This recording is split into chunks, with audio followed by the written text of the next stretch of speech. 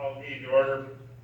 I pledge allegiance to the United States of America and to the republic for which it stands, one nation, under God, indivisible, with liberty and justice for all.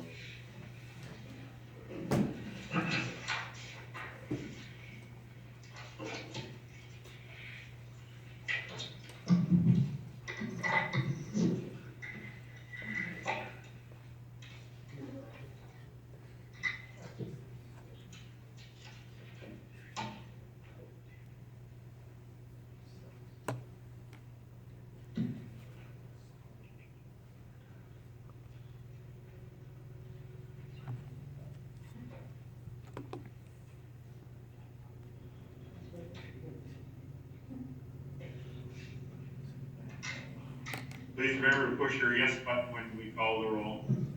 Bale, Mentor, Barrett,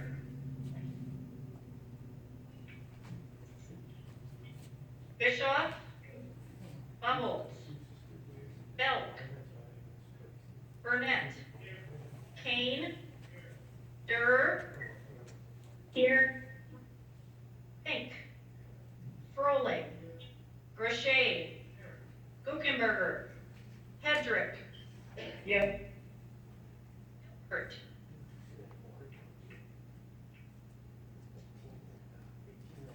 Hilbert,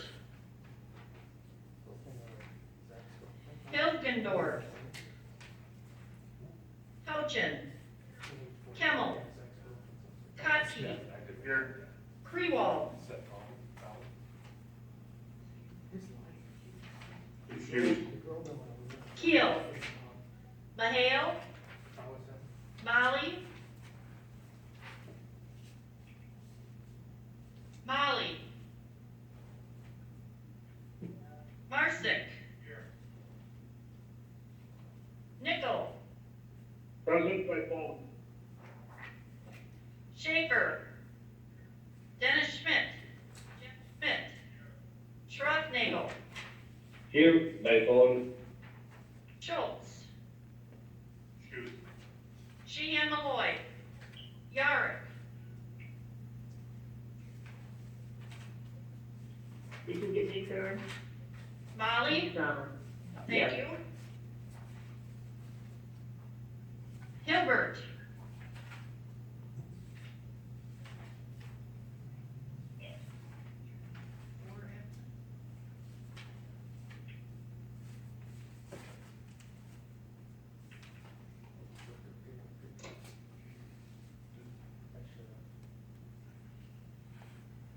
yes, that's right.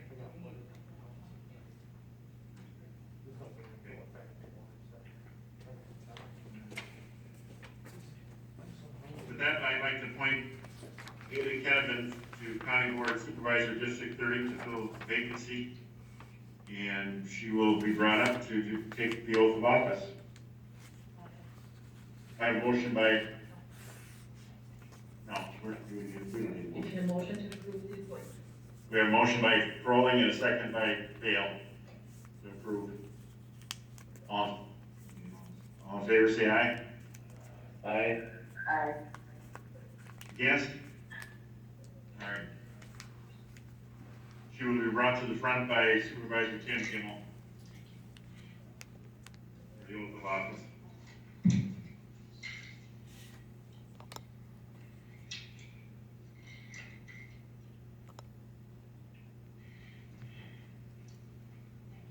Raise your right hand and please repeat after me. I state your name.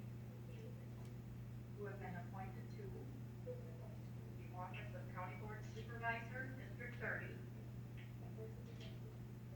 Swear that I will support the Constitution of the United States and the Constitution of the State of Wisconsin, and will faithfully and impartially discharge the duties of said office to the best of my ability, so help me God. Can I have you sign this, please?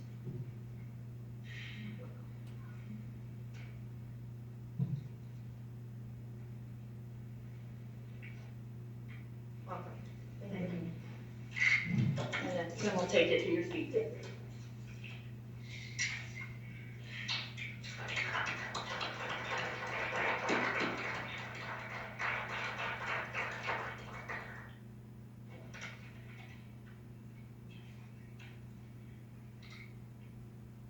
Number 5, appoint Supervisor Kenneman to fill vacancies on the Audit Committee, Commission on Aging, Disabilities, Commission on Aging and Disability Services, and Health Facilities Committee, and the Library Committee. I have a motion by Kimmel and a second by Hilgenorth to approve. All in favor, say aye. Aye. All right. What's your pleasure of the minutes of January 19th? A motion by Yard. And a second by Kimmel. Any questions on the minutes? Not, all in favor say aye. Aye. Jeff, did you have a comment?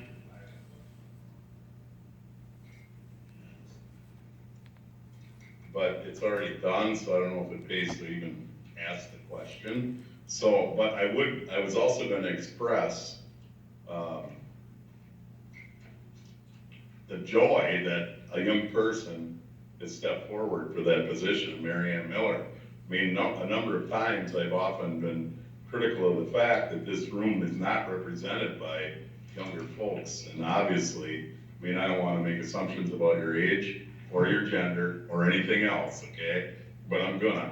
So, but it's refreshing to have someone like that step forward, and we need more of that in our community. So then my question relative to 5 was, when we're looking at Commission on Aging, Disability Services, Health Facilities, and even the Library Committee, I mean, I wonder if for knowledge and attributes, we better serve somewhere else and maybe shift some positions around if someone was willing to trade with Haley, I think, or Supervisor Kenneman. I think it'd be fantastic to utilize her abilities to the fullest extent possible. Thank you. Communications on file.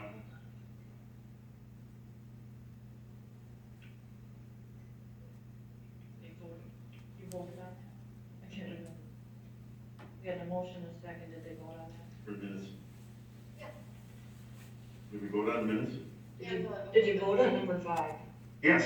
Okay, thank you, that's all I'm asking. All right. Communications on file. And we voted on the minutes. Okay, I have no communications. All right. Special orders of business. Confirm appointment made by the County Board Chair, reappoint Lynn Shale to the Friends of Clearview Committee for a 2-year term. Her term will expire on March 21st, 2023. I have a motion by Schaefer and a second by Grishay. All in favor, say aye. Aye. Aye. Against? Ayes have it. Great. Confirm appointments made by County Administrator. Appoint Rodney Justman to fill a vacancy on the Board of Adjustment. His term will expire on July 1st, 2021. A motion by Fink and a second by Froling. All in favor, say aye. Aye. Against? Reappoint Ed Primo as an alternate to the Board of Adjustment for a 3-year term. His term will expire on February 21st, 2024. I have a motion by Dennis Schmidt and second by Kane. All in favor, say aye. Aye. Against? Next one, appoint Dan Sigmund to fill a vacancy as an alternate to the Board of Adjustment. His term will expire on February 21st, 2023. I have a motion by Molly. and a second by Grishay.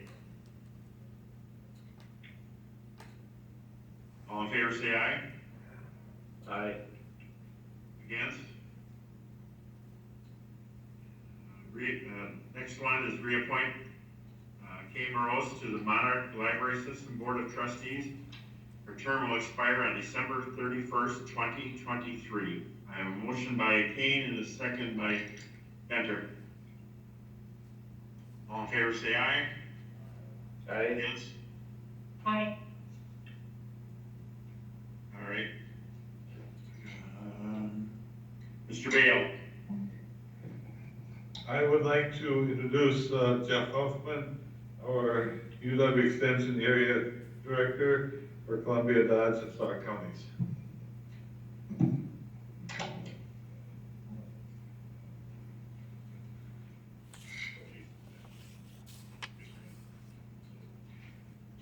Justin.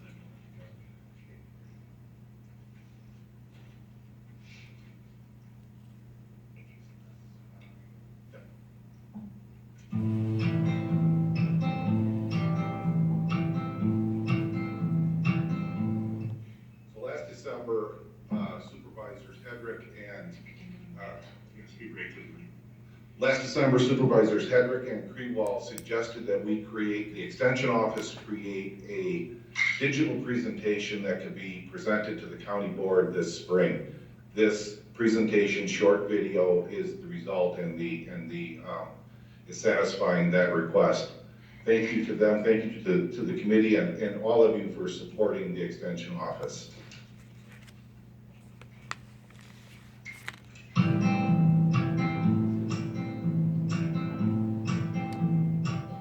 Our purpose is to teach, learn, lead, and serve, connecting Dodge County citizens with the University of Wisconsin-Madison and engaging with them in transforming lives and communities.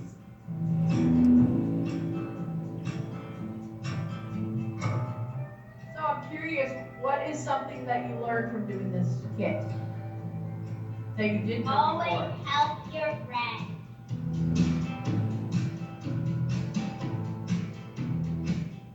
Welcome to our very first volunteer idea sharing. When you join 4-H, you explore projects. People think of 4-H as the county fair, but it's more than just that, like trips, camp, and hanging out with club members. But there's one rule: have fun.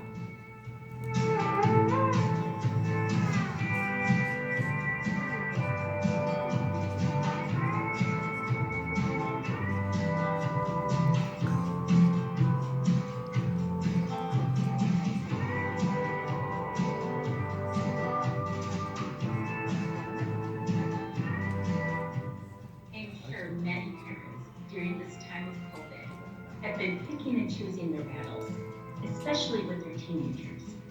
But today I'm going to talk to you about teenagers and sleep. Hi everyone, my name is Patty Carroll. Welcome to this episode of Parenting Behind the Behavior. Discovery.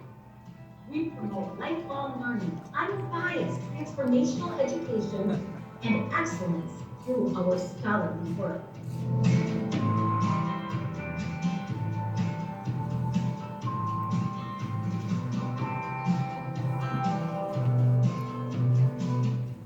I am joined by Amanda Young, the Dodge County Dairy and Livestock Agriculture Educator. Could you tell us about the impact of heat stress on bull fertility? Well, most farms don't have bulls on the farm anymore. There are a few farms, not Wisconsin, the United States, that have taken that the heat stress event that your bull undergoes is going to have an effect on that bull for 6 to 12 weeks after that heat stress.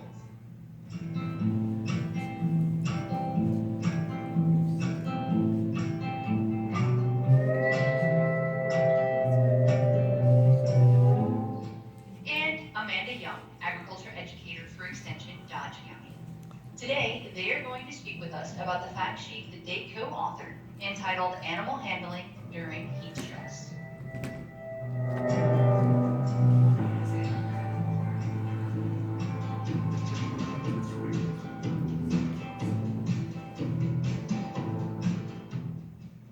We empower others and ourselves by listening to, learning from, and respecting local knowledge.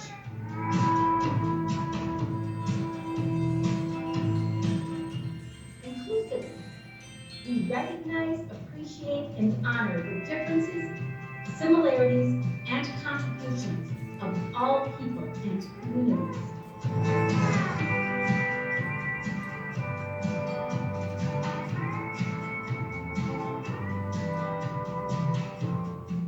The outcomes that I have seen are very, very positive. I've seen different kids making different food choices and at least being willing to try new things and even just looking at things a little differently.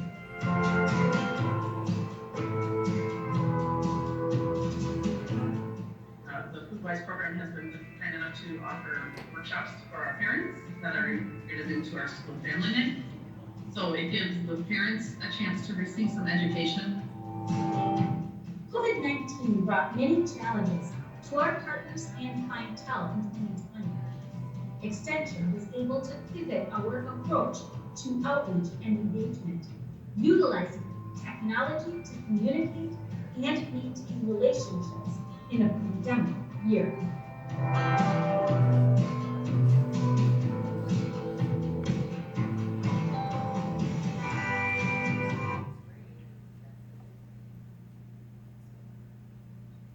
That's all. Unless you have questions, you have a good evening.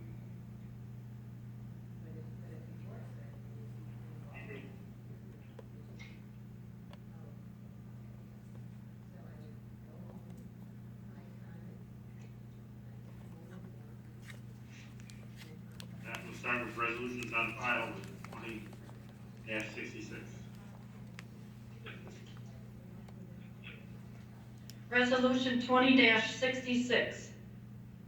To the Honorable Board of Supervisors of Dodge County, Wisconsin. Whereas Mary Ann Miller, a member of the Dodge County Board of Supervisors, passed away on January 9th, 2021.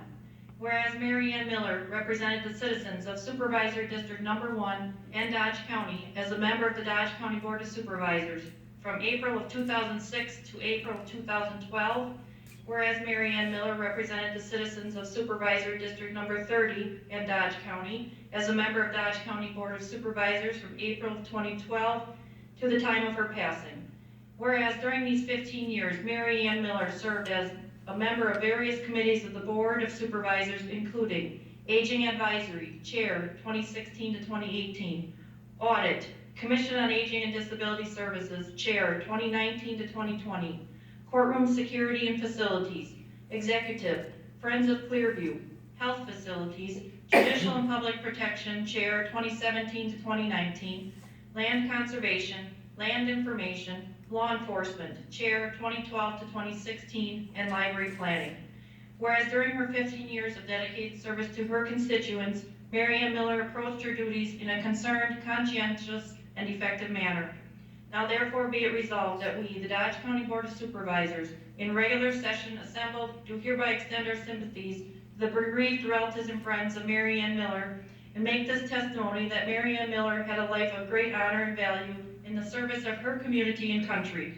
Be it finally resolved that a copy of this resolution be entered into the official record of the Dodge County Board of Supervisors, and that this resolution be forwarded to the bereaved relatives and friends of Mary Ann Miller, all which is respectfully submitted the 16th day of March 2021, signed by the Dodge County Board of Supervisors.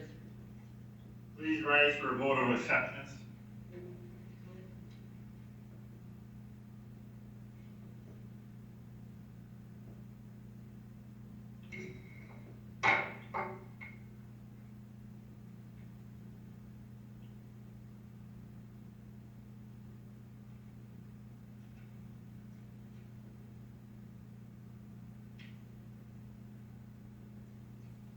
Resolution 20-67. Amend Town of Hubbard zoning ordinance. Supervisors Grishay and Hilgendorf respectfully submitted the 12th day of January 2021, signed by Supervisors Grishay and Hilgendorf. A report from the Land Resources and Parks Committee report favorably on the petition of the Town of Hubbard requesting amendment to the zoning ordinance of the Town of Hubbard zoning ordinance, respectfully submitted the 16th day of March 2021, signed by 4 members of the Land Resources and Parks Committee. I have a motion by Hilgendorf and a second by Rashay.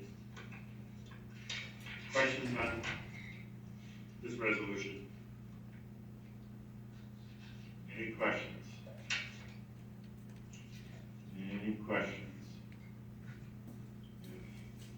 If not, we'll call the vote.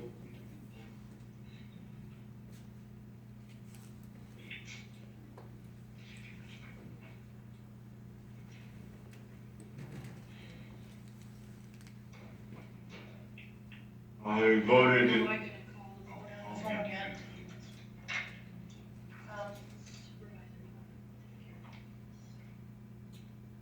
Okay, on the phone, Durr. Yes. Hedrick, Yes.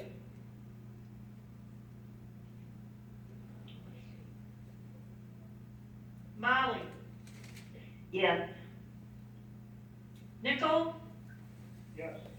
and Schroffnagel. Yes. I voted it passes 29-0. Resolution 20-67. 20-68. Amend Town of Beaver Dam zoning ordinance Mark and Roberta Nelson property to the Honorable Board of Supervisors, Dodge County, Wisconsin members, respectfully submitted the 7th day of January 2021, signed by Supervisor Jeff Schmidt, and report to this resolution from the Land Resources and Parks Committee, report favorably on the petition of Mark and Roberta Nelson. Respectfully submitted the 16th day of March 2021, signed by 4 members of the Land Resources and Parks Committee. I have a motion by Jeff Schmidt and a second by Bale. Questions on this resolution? Any questions? Any questions? We will call the question.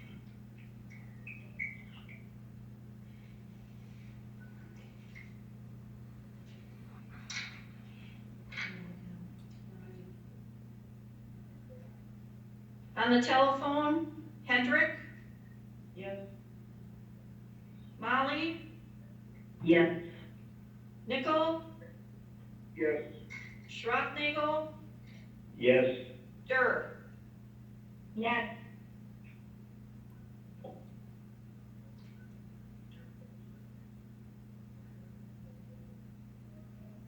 Having voted, it passes 28-1. Resolution 20-69. Amend Town of Portland zoning ordinance, Crave Family Partnership. Respectfully submitted the 16th day of March, signed by Supervisor Barris. Report to this resolution, Land Resources and Parks Committee reports favorably on the petition of the Crave Family Partnership. Respectfully submitted the 16th day of March 2021, signed by 4 members of the Land Resources and Parks Committee. I have a motion by Schaefer, a second by Crowley. Questions on this resolution? Any questions? Any questions? Call the question.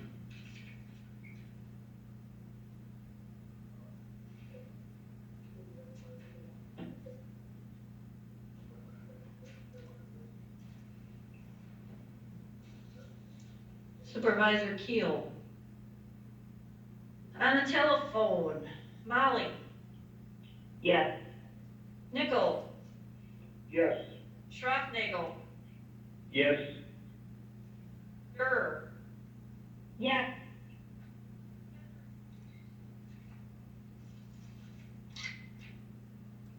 Hedrick, Yes.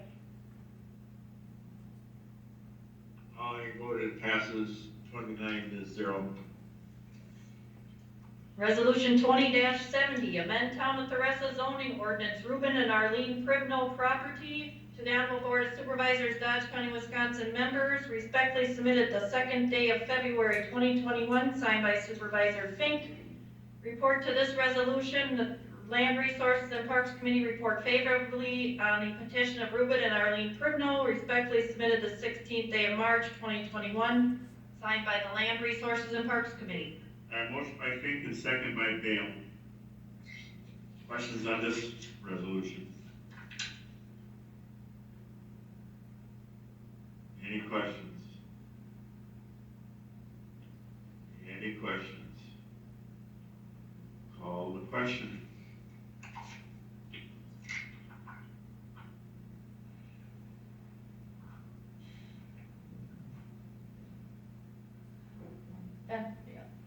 Oh, try again. On the telephone, Nickel, Yes. Schroffnagel, Yes. Durr, Yes.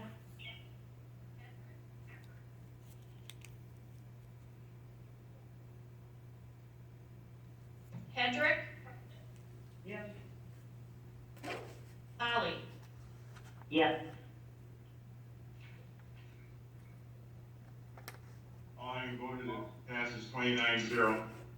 Resolution 20-71, amend Town of Theresa zoning ordinance, Brian Call property to the Honorable Board of Supervisors, Dodge County, Wisconsin members, all of which was respectfully submitted the second day of February 2021, signed by Supervisor Fink. Report to this resolution, we, the Land, Resources, and Parks Committee, report favorably on the petition of Brian Call. Respectfully submitted the 16th day of March 2021, signed by the Land, Resources, and Parks Committee. I have motion by Fink and second by Schaefer. Questions on this resolution? Any questions? Any questions? Call the question.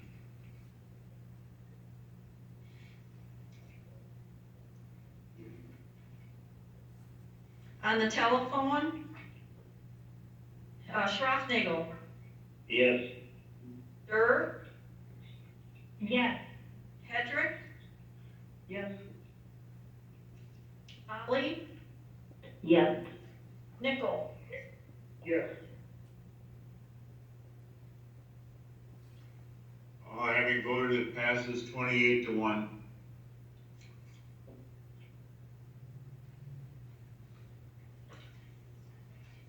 Resolution 20-72, authorize the Land and Water Conservation Department to apply for one targeted runoff management grant, small scale, from the Department of Natural Resources. Respectfully submitted the 16th day of March 2021, signed by 6 members of the Land and Water Conservation Committee. The fiscal note, when the grant is awarded to Dodge County, a budget amendment will be required for the actual grant amount. Grant expenditures will equal the sum of grant revenue and public charges. Finance Committee review date, February 8th, 2021, initialed by Finance Committee Chair Supervisor Froehlich. Mr. Bishop. I wish to withdraw this resolution at this time. All right. Is there any objections to withdrawing it? All right.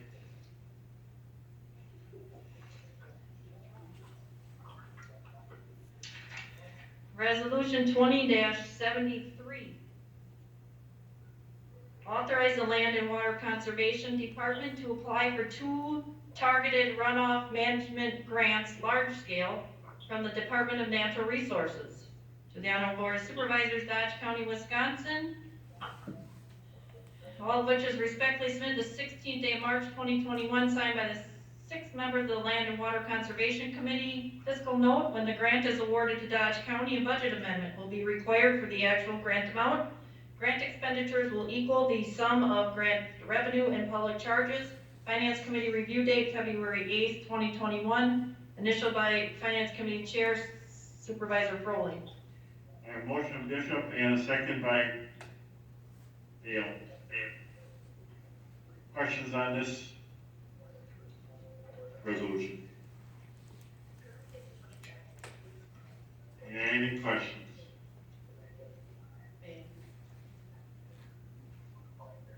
Jeff Schmidt.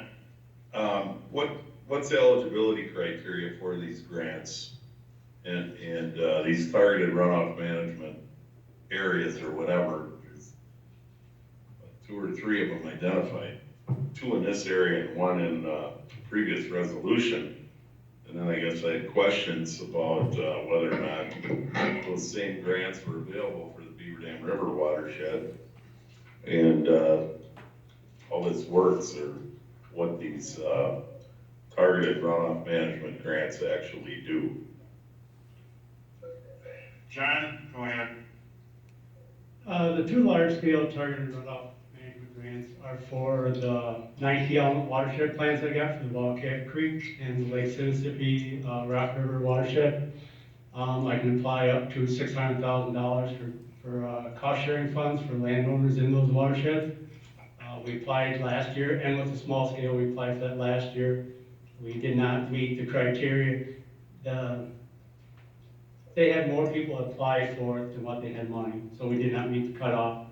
The small scale grant, the reason that was withdrawn was because budgets or other projects came in under budget, so they were able to fully fund it, and I didn't find out until after the fact on that one. The Beaver Dam River watershed, they can apply for these grants. You need the 90 element plans are the big push. And I know the Fox Lake is in the process of writing the 90 element plan. Beaver Dam has talked about it. I think they're pursuing it, but I'm not sure on the status on that at this time.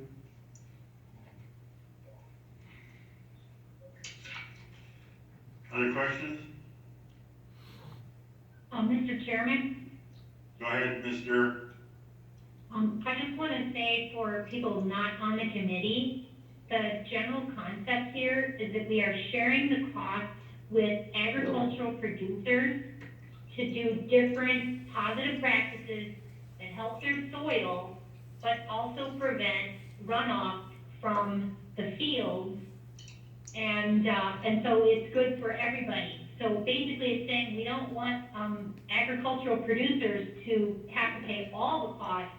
And so it's great that we have these grants that we can share some of the costs with the producers and benefit the environment. That's the basic concept of the TRIM grant.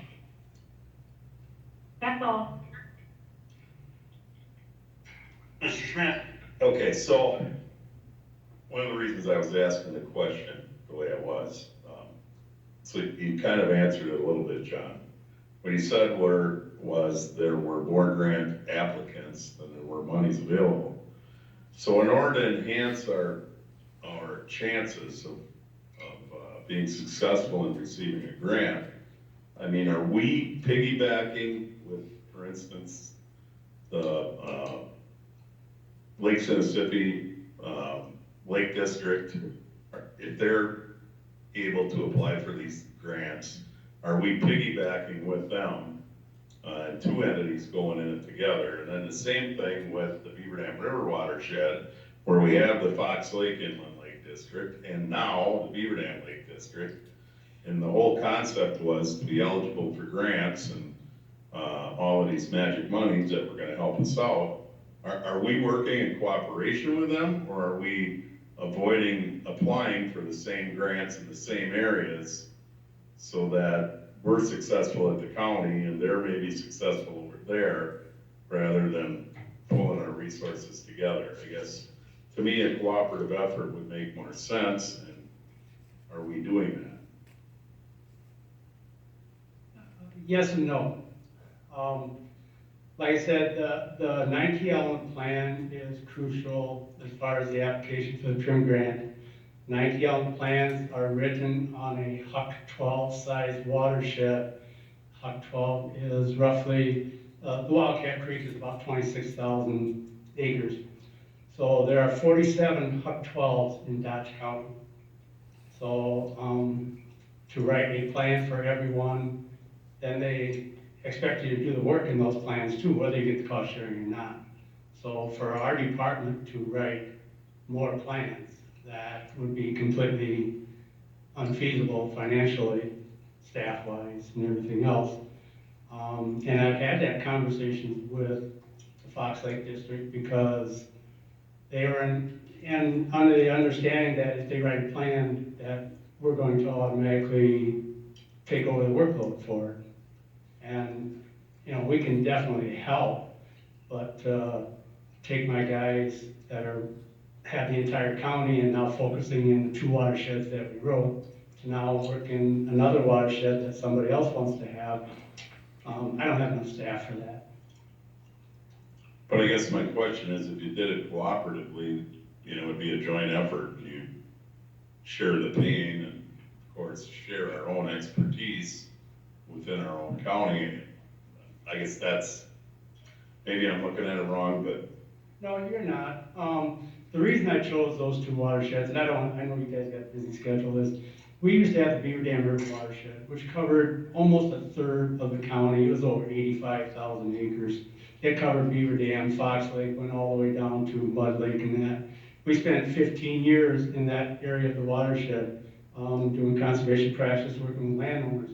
The Wildcat Creek and Lake Mississippi is an area in the county that we have spent very little time in. So that's why I chose those 2 watersheds.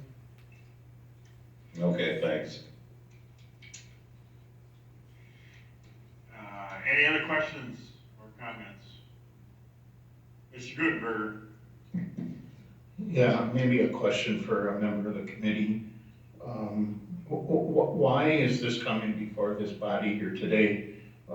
We have departments that apply for grants on a regular basis, all of which happen unbeknownst to the county board, and somehow or another this one has some sort of precedence or priority that we have to take some sort of official action on it. Is that the necessary thing? What's a grant we get? We're gonna approve spending of a grant, but we didn't approve the resolution to apply for the grant. Do we need to have a resolution for just applying for grants? Is that where we're at nowadays? That's what this resolution is for. The DNR does require county board approval. All right, that's what I'm asking. It doesn't state that this is a requirement for the DNR. Any other questions or comments?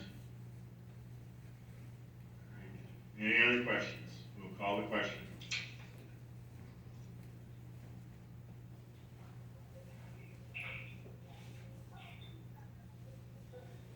On the telephone, Durr, Yes. Hedrick. Yes. Molly, Yes. Nickel, Yes. Schroffnagle. Yes. It passes 29-0. Resolution 20-74, create position of receptionist at Clearview. Respectfully submitted the 16th day of March 2021, signed by 3 members of the Health Facilities Committee. Fiscal note, sufficient wages and benefits are budgeted within Division 9030 for the receptionist position. Finance Committee review date, March 8th, 2021, initialed by Finance Committee Chair Supervisor Froling. And I want to alert you that the vote required on this resolution is 2/3 vote of members present, not majority of members present. 2/3 vote. I have a motion by Bishop and a second by Enter. Questions on this resolution? Mr. Gutenberger. I don't know if the answer should come from finance or somebody, but do I have to assume that we budgeted money for a position that we did not have in the budget? Or is this found money? Where specifically is the money coming from? It just says sufficient wages and benefits are budgeted, which means that we budgeted for this position back in November by this statement, but yet we really didn't have the position in the budget. So the follow-up question would be that how many other unfunded budgeted, how many other budgeted positions do we have throughout the budget that fit the same criteria? And you want to comment on Clearview's issue? Yes. The position of the phones and the desk, if you will, would typically be done by a receptionist. A while back, the decision was made to utilize hospitality services aides to do that function. What's happened is a lot of the hospitality services aides, they work very sporadic hours. We have different people up there all the time, and we are getting a lot of different complaints from family members, from residents. Phones weren't being directed correctly. Doctors were calling in and their phones weren't being directed correctly. So we funded the position through hospitality services assistance. The receptionist position had been in the staffing plan at one point, but during the budget process, any positions that weren't funded were removed from the staffing plan. So the dollars were there in the form of a hospitality services aide, but not in the form of a receptionist. The goal of creating a part-time receptionist is to have regular staff manning the desks in the evening and on the weekend, so phones are being answered and directed correctly, and staff is being directed correctly, or visitors. With COVID, God willing, wrapping up relatively soon, that position becomes even more important because in the evenings and the weekends, you don't have the administrative staff around to assist with the directions and the like. But the dollars were budgeted just to a different position. And we would be using fewer hospitality services hours. Okay. Other questions? Josh Schmidt. Okay, so your statement relative to COVID coming to an end, that this person will be even more needed than before. My question was gonna be relative to a change in condition because of COVID where you have an excess of phone calls because the visitations are corrupted by the quarantine requirements and the visitation requirements and things of that nature, whereas previously folks used to show up more frequently rather than doing daily telephone calls with a loved one or family member or whatever. So my take on it would be the volume of calls have increased because of COVID and will likely decrease. And you will need more in-person hospitality folks to greet at the doors. It just seems to me the statement is a little bit opposite of what I would. The hospitality services, that position was created to work on the units to assist the residents. Okay. The receptionist directs the calls, does clerical things, and we also be able to pick up some of the clerical duties, and they also greet the visitors. And the hospitality services aides tend to, they're not, trying to think of a nice way to put it. That's a very high turnover position, if you will. And we're trying to get more stability in that position so we get better customer service at the front, at the main entrance to the facility. Was there ever a receptionist position at Clearview, ever? Yes. Prior to, I don't know what happened prior to my coming. There was a receptionist and the decision was made to go with hospitality services aide. That experiment hasn't proven to work well, so we're going back to receptionist. Thank you. Thank you. Ms. Houchin. I wondered how many hours this position was, because it said part-time, but then you said to work evenings and weekends, so that sounds almost more than part-time.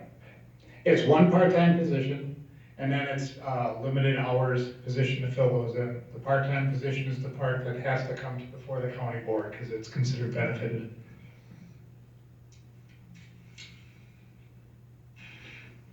Any other questions or comments? Mr. Gutenberger. Yeah, I'm sorry, I requested, then I canceled it because Kathy asked the question again. How many hours is this person? I mean, it just says one new part-time, so it's a part-time person or is it a full-time? It's a part-time person working evenings. They'd work 4 evenings a week from 4 to 7:30, 4 to 8, and then it'd be weekends, working 2 8-hour shifts, and then there'd be a complimentary person to pick up the night off during the week and then the opposite weekend.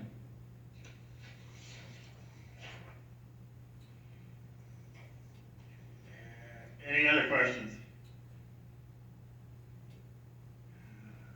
Mr. Ball. Hey, was this, this position outlined when the McGrath study? Did he specifically look at this position when the McGrath study came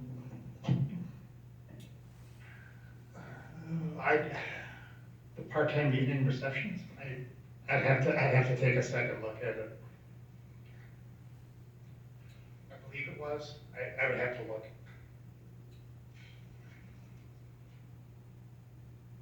Any other questions? Mr. Chairman, Go ahead. this is just a situation where we all looked at the bottom line and, I said, are we really sure that we're gonna take people who are gonna be going in and out, they're not gonna know where they're going, but everybody looked at the bottom line, what was the cheapest deal, and that was to get hospitality aids. And it was a dramatic reduction of service so that people, can't get their phone calls sent to the right person, and I agree, with our administrator, after COVID, there will be a lot more people coming to visit. So they'll be directing those people and ought to have a good understanding of where the rooms are, where to direct them. So we're really just, going back to where we were, which was much, much better service. That's what we're doing. Any other questions or comments? Any other questions? Call the question.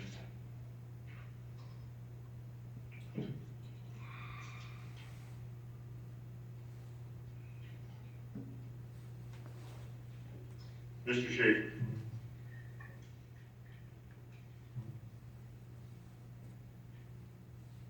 On the telephone, Hedrick. Yes. Molly, Yes. Nickel, Yes. Schroffnagel, Yes. Gerber. Yes. I've been going, it passes 27-2.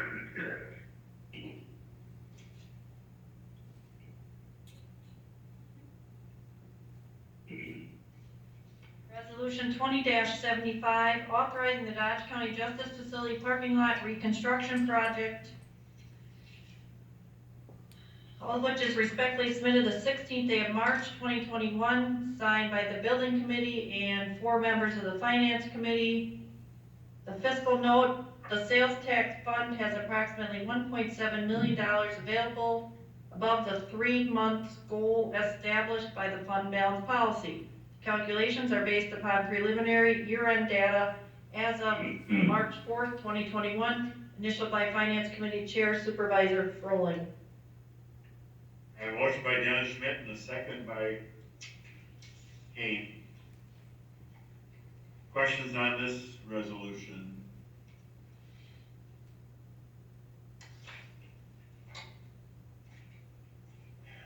Mr. Gutenberger. I just have an editorial comment.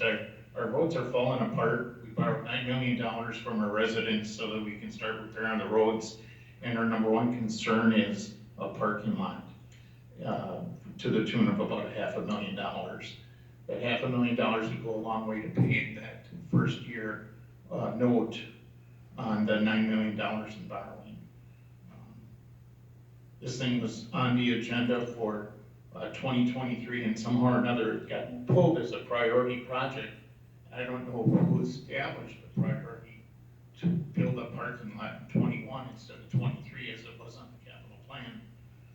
And these notes here don't indicate who made that determination. But obviously this is much more important to our residents, in somebody's opinion, than the roads or anything else. I'm completely opposed to this spending. Thank you.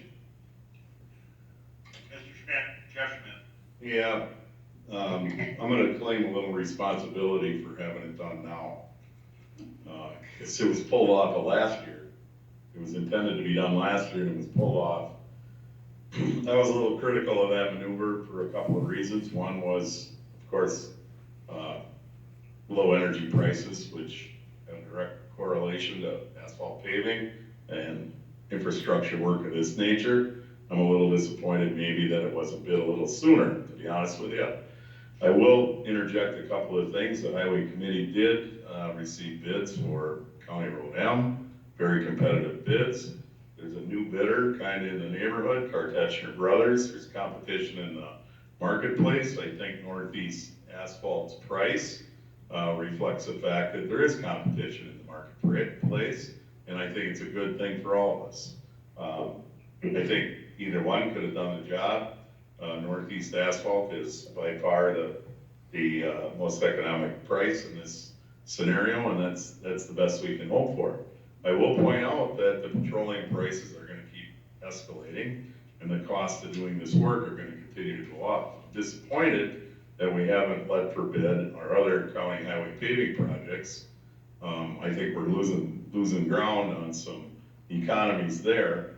The other thing I'm going to point out is that once this multiple trillion dollar bill gets distributed amongst the countryside, there's going to be a lack of capacity to do the work if these funds are applied to infrastructure projects. So the sooner we get work done at an economical price, the better off we are. Now, with respect to parking lots versus roads, the big difference is this.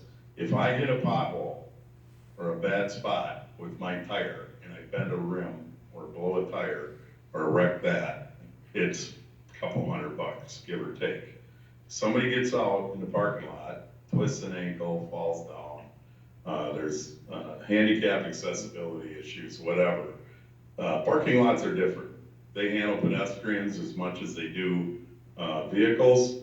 I do believe the project needs to be completed. There were other elements, curb and gutter replacement, some utility stuff that needed to be taken care of, some lighting issues, things of that nature, all involve tearing up the asphalt.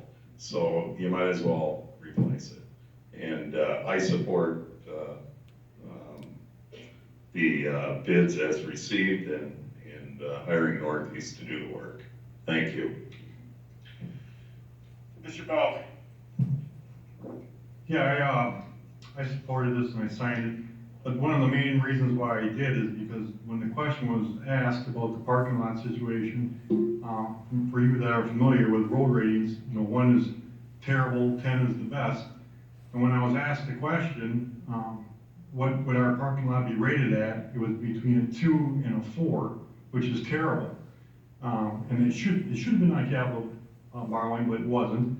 However, because of the road or the parking lot situation and the poor rating that was given, I supported this at the time. So and I still support this at this time, so thank you. Any other questions or comments? Any other questions or comments? Call the question.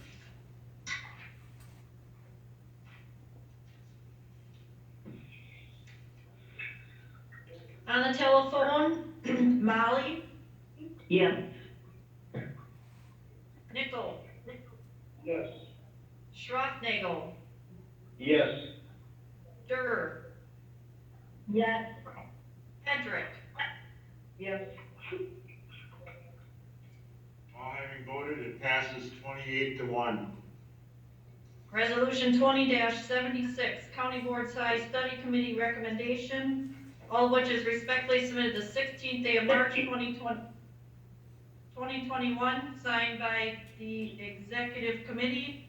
Fiscal note, the 2021 adopted budget assumed the number of County Board Supervisors would remain at 33, thus there is no fiscal effect for the adoption of this resolution. Finance Committee review date March 8th, 2021, initialed by Finance Committee Chairman Supervisor Froelich. And motion by Marshall and Nickel seconds. No. Nickel seconds.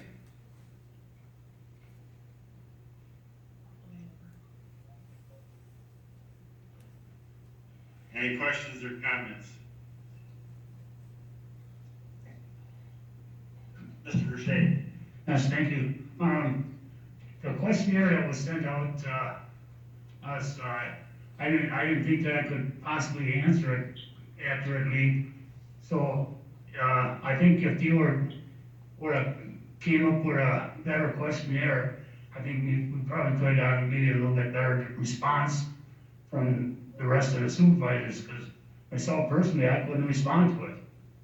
So I think that if, in the future, if they look at something like that again, they need to do a little bit more work on asking the questions on what we need to do and what positions are gonna be eliminated and stuff like that. Thank you. Any other questions or comments? Yeah.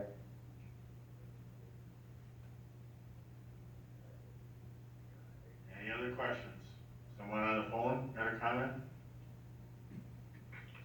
All right, we'll call the question.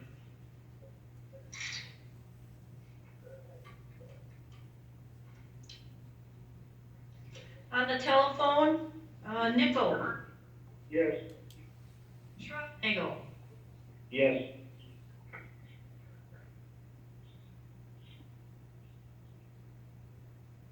Durr, Yes. Hedrick, Yes. Molly, Yes. I voted, it passes 27-2. Resolution 20-77. Resolution terminating Dodge County Emergency Declaration, Public Health COVID-19, all of which is respectfully submitted the 16th day of March 2021, signed by 5 members of the Executive Committee. Fiscal note, there is no fiscal note. Finance Committee reviewed on March 8th, initialed by Finance Committee Chair Supervisor Froling. I have a motion by Sheehan Malloy. Is there a second? By Jeff Schmidt.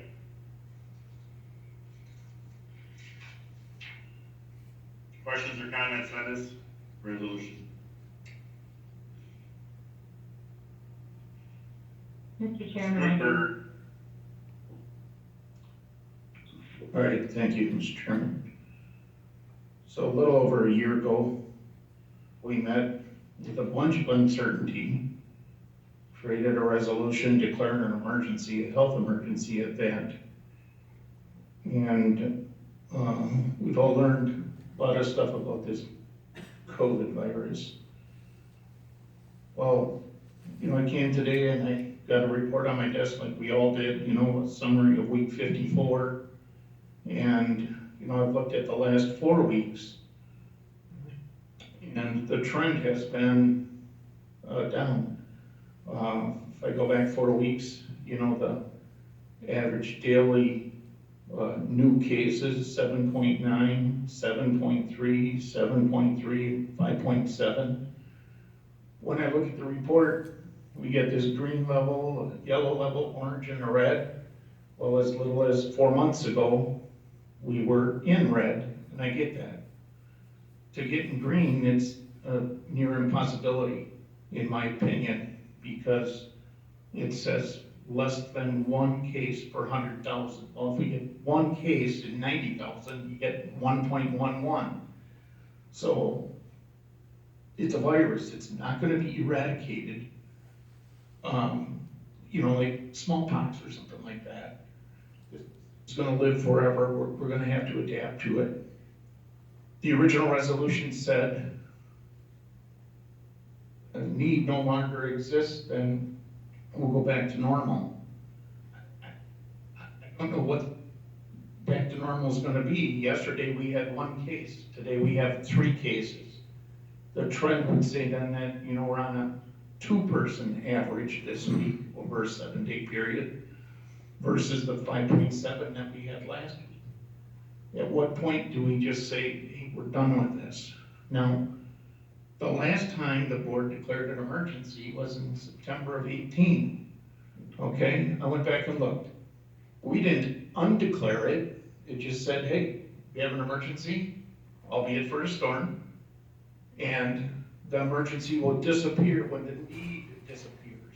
Well, apparently we should have done our homework and said, when we get to a certain level, we can end this thing. I think it's time to end this thing. You know, the need is no longer there. The numbers, if we're gonna look strictly at the numbers can justify that. And I would like people to support this. Let's get back to normal. We've been acting as a board. This thing affects us more than anybody. Pretty much, we're the only ones that are affected by this declaration, in my opinion. I know emergency management is gonna say something different, but we can declare an emergency next week if we need one. We can declare one next month if we need to put this back in place. But from what I see, we just don't need this piece of paper or this declaration to continue to do what we've been doing here for the last 12 months. You know, we had a couple of meetings that we canceled, you know, we met downstairs, social distance, we did all those things, but we're done doing that now. We're basically back to normal, so I don't know why this thing exists any longer. I'd support ending it. Thank you. Mr. Froling. Thank you, Mr. Chairman. I would move to amend this resolution on lines 5 and 6 on page 2 to say, members attending virtual meetings shall continue to have the right to vote, but shall not receive a per diem for attending. County Board Rule number 3 shall be amended to be consistent with this resolution.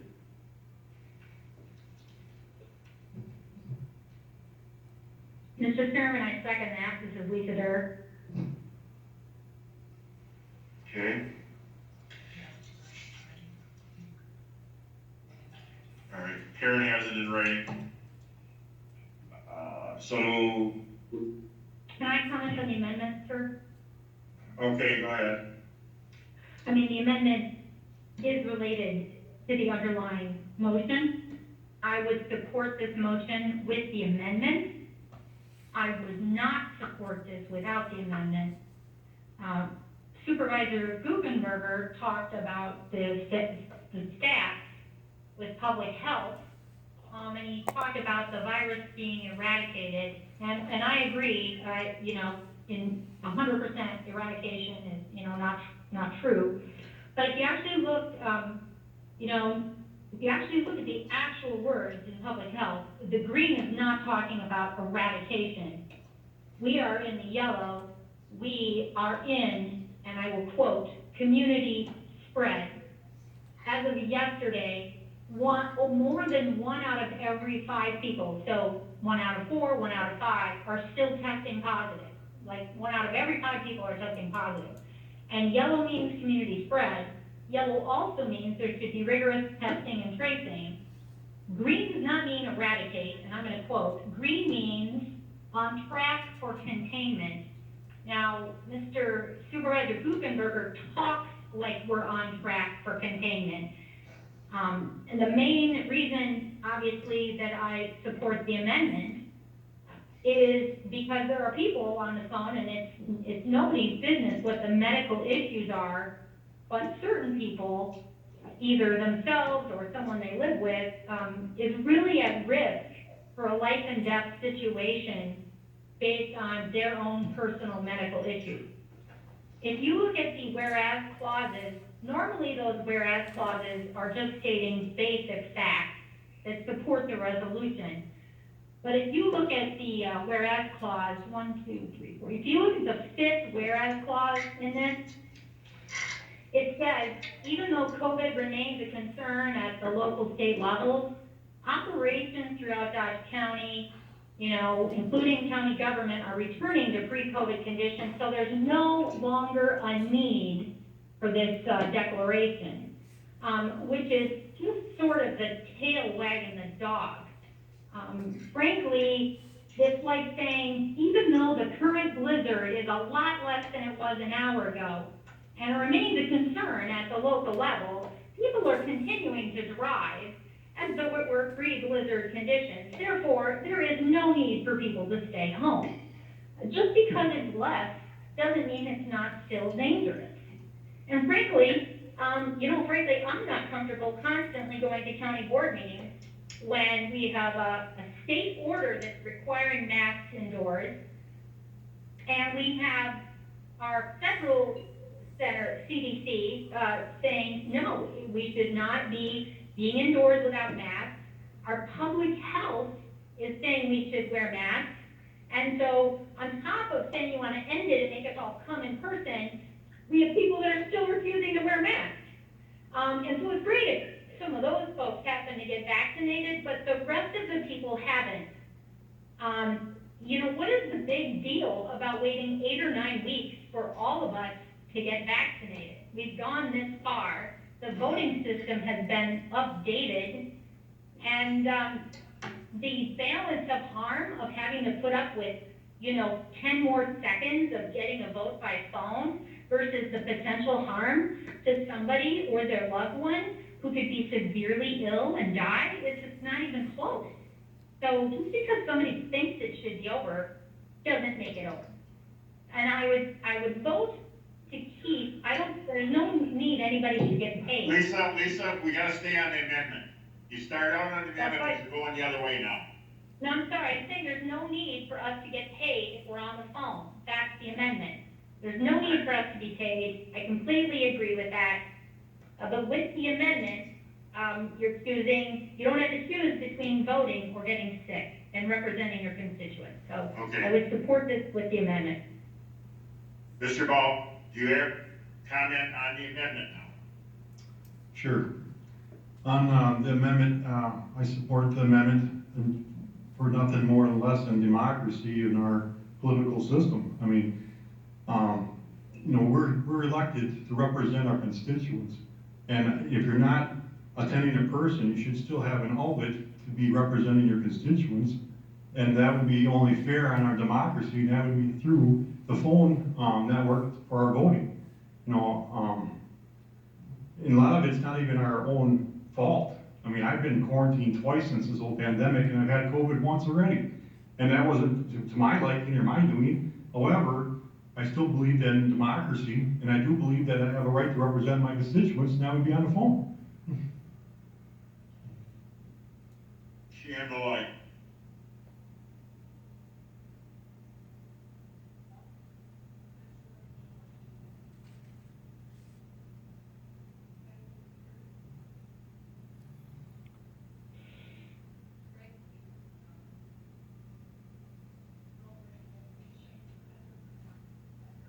We end this declaration, we're still going to be meeting all of those requirements. I don't think that someone who's doing all of the work for their constituents shouldn't be paid.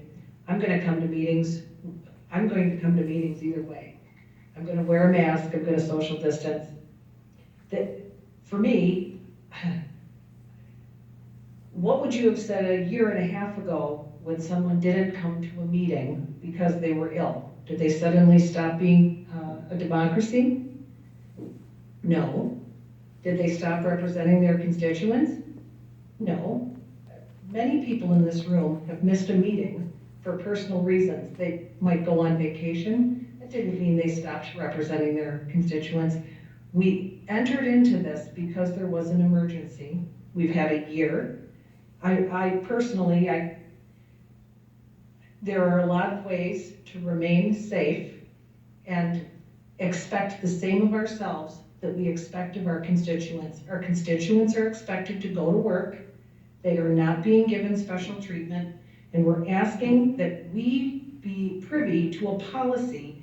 We're implementing a policy to protect ourselves, and we're not willing to do it for the citizens in our community. And for that reason, I can't support that. We should be consistent. What we expect of our neighbors, we should expect of ourselves. Other questions or comments on the amendment? Jeff Schmidt. Yeah, I have a couple of things to say. So first of all, I don't understand why we wouldn't pay a per diem if the person is gonna be able to attend and vote from home. And this is an argument we've had 1,000 times about the compensation for county board. No one receives a salary, a stipend, nothing. you get a per diem. You field phone calls during the week or month or year. People running you at Quick Trip, at Fleet Farm, everywhere you go, and all they want to talk about is county business, okay? But you're only gonna get the $60 if you attend the meeting. You also have to provide your cell phone is free and easy for anyone to call you up anytime they want. You gotta use your own internet, your laptop, your printer, your whatever device, and it's all free of charge unless you show up to the meeting. So if the person is gonna be allowed to participate and vote, my opinion is they should be paid the per diem, but no mileage, okay? That's that element.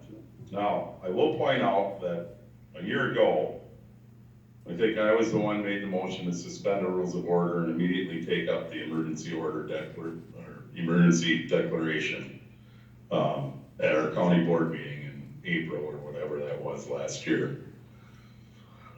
March, whatever it was, okay? And I remember that day like it was yesterday. Now during that time, a lot of things have happened, and we, quite frankly, you go to page 1, from line 26 through 34, it basically says it all, okay? The meetings are here, again, on the 4th floor, not downstairs in the conference room like it was that night. The county board chair really hasn't had to utilize emergency powers except for a couple of immediate times because we really didn't know what was going on. Since that time, we've been meeting continuously. We've been meeting not only, I think the declaration or that order basically said we had to meet here in this building, down in that designated room, and I know for a fact we haven't.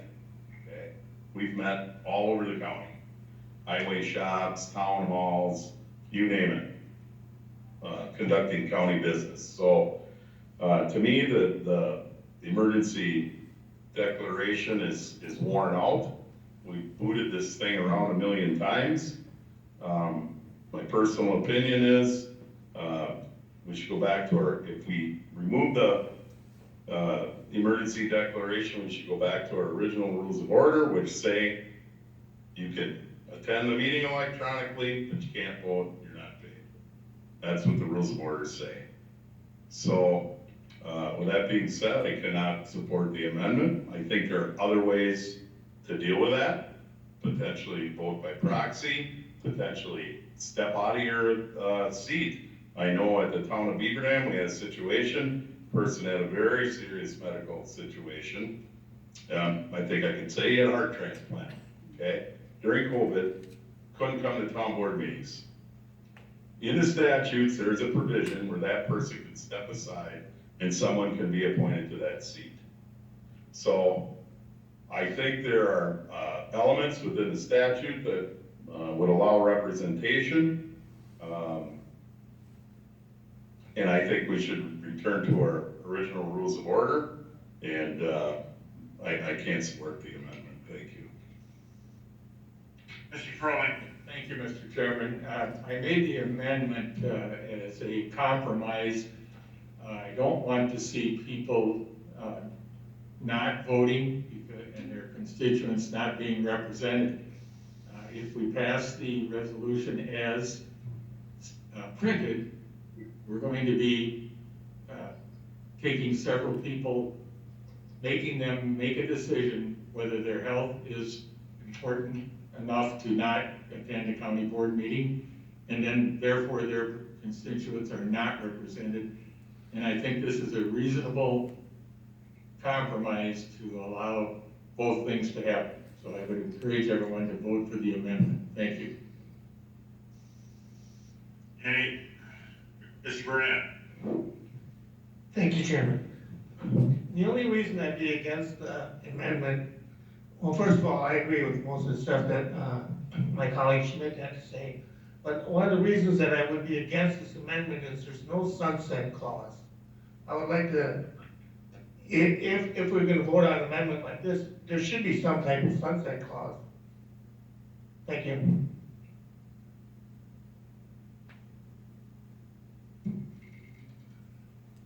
Ann Malloy. I'm going to add to my original point, not just representing the constituents, but we have departments within the county that don't have this option. We've got people who have to show up at Clearview whether they have health conditions or not, or the sheriff's office, or the jail. We have departments within our county that we're representing our community, yes, but if we have to live by example. I've heard it a million times. It has been a year.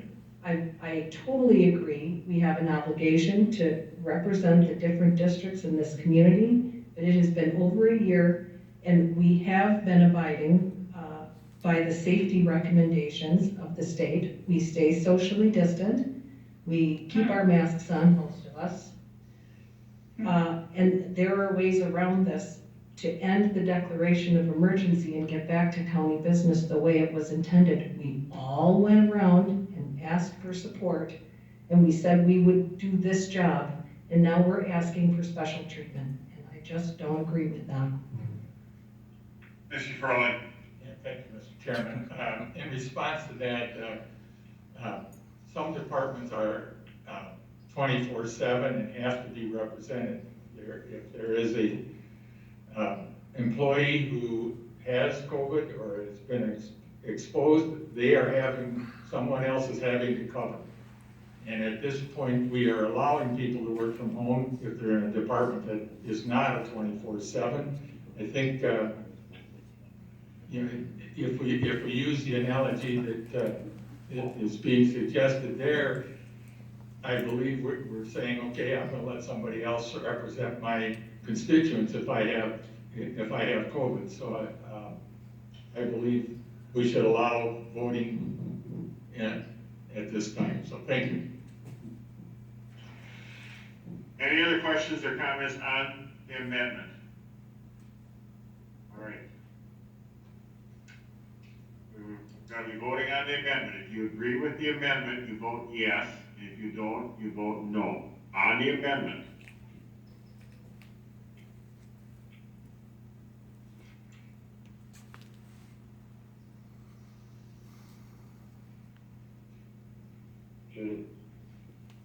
On the telephone, Schroffnagel, Yes.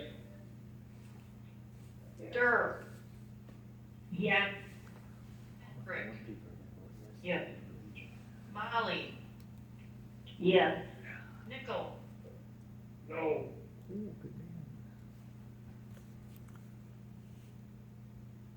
Passed by majority vote of 18 to 11.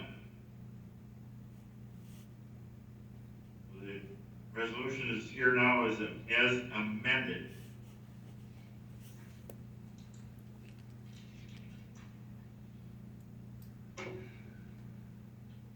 Jeff Schmidt. I'd like to amend the resolution as amended. Go to line 5, page 2, where if folks attend from home, they will receive a per diem.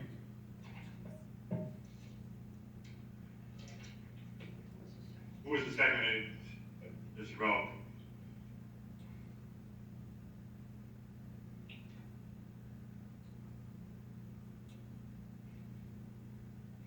Are you bringing that up in writing, Jeff? Do you really need it? I don't think Froling brought his up, but. Yes, he did. He had it up here before.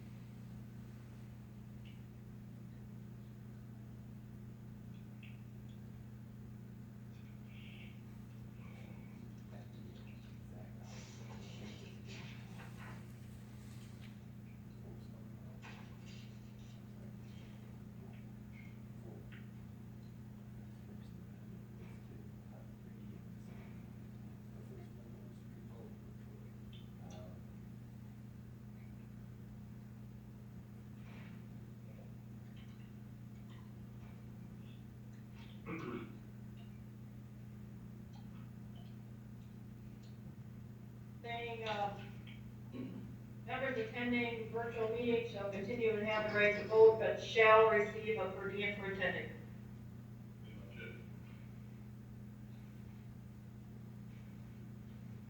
Sign it.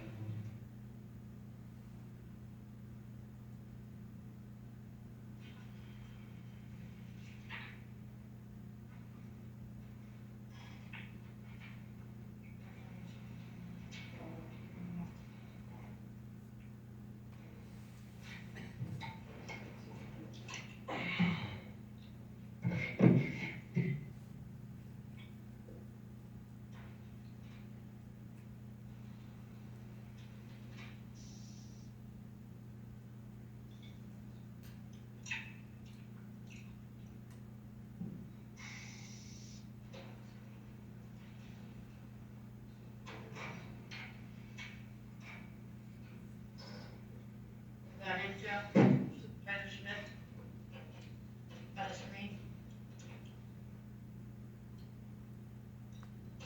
And are eligible? R is fine, yes, We're gonna change that to R. We'll change that. or B, whatever.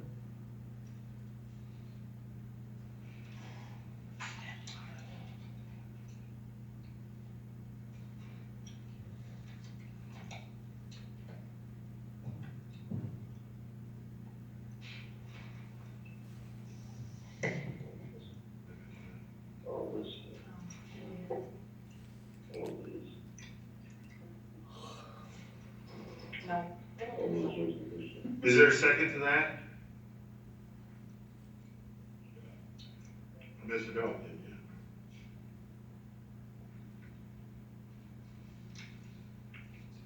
All right, questions on this amendment? I know what it is. Questions on this amendment, which is members attending virtual meetings shall continue to have the right to vote and are eligible to receive a per diem for attending. Mr. Burnett. Thank you, Chairman. So this means that when I take a vacation in November to Hawaii, I can still get paid for the meeting by calling in, right?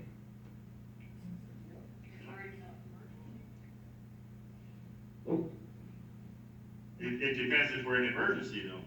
No? Okay. So you're changing Rule 3, right?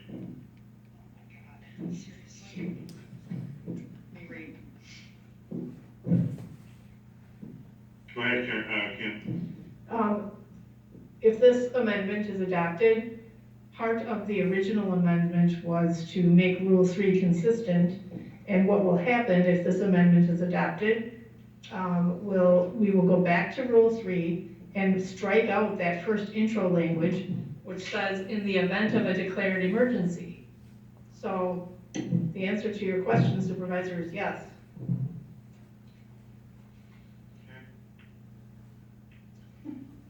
Mr. Marcick. Because changing a rule, does that require 2/3 vote? No. No.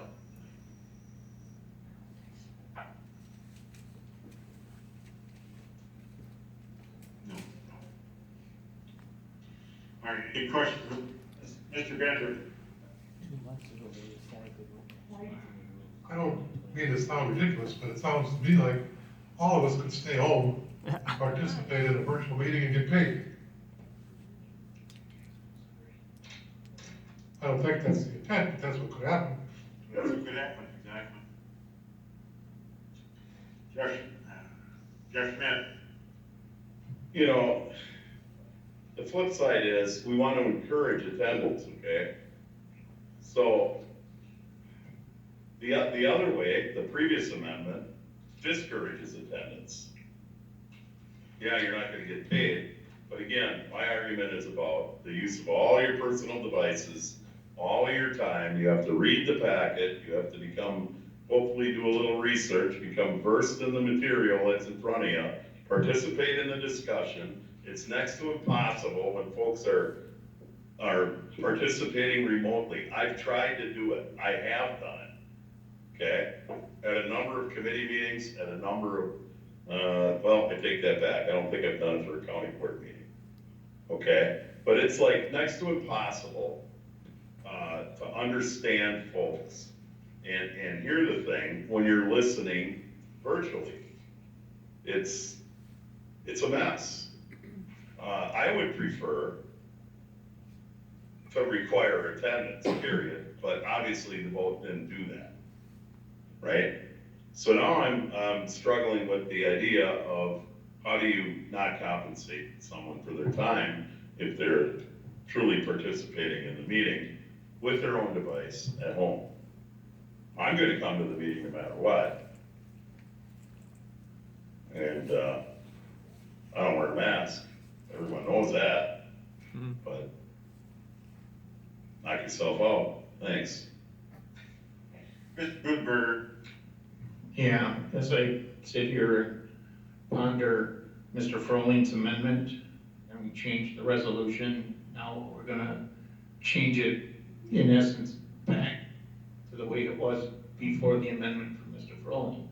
I mean, in essence, if we can attend virtually and we get paid virtually, it's the same as it was before we walked into this room tonight. So why are we, what are we doing here? We circled right back to where we were, and now we're discussing that. So I just almost want to just withdraw this resolution and move on. But, you know, we'll deal with the... Mr. Furling. Thank you, Mr. Chairman. I respectfully disagree with Mr. Schmidt that the previous amendment discouraged attendance. I think the intent is to encourage attendance if at all possible, because you're only going to get paid if you attend. And you have to have significant circumstances in your life if you don't attend. To Mr. Guggenberger's comment, we would be totally the opposite way than the original amendment if this amendment, or the original resolution, if this amendment passes, we would be paying for virtual all the time, even after the emergency order is gone. So I think we need to think this through and stay with the resolution as amended. Thank you. Deanne Malloy. Thank you, Mr. Chairman. If we were to approve this amendment as written, how would this not be changing the rule? It is changing the rule. Right? I mean, I can't visualize, I don't have my rule book in front of me, but, and I think then it would need 2/3 vote. Because we're changing a rule.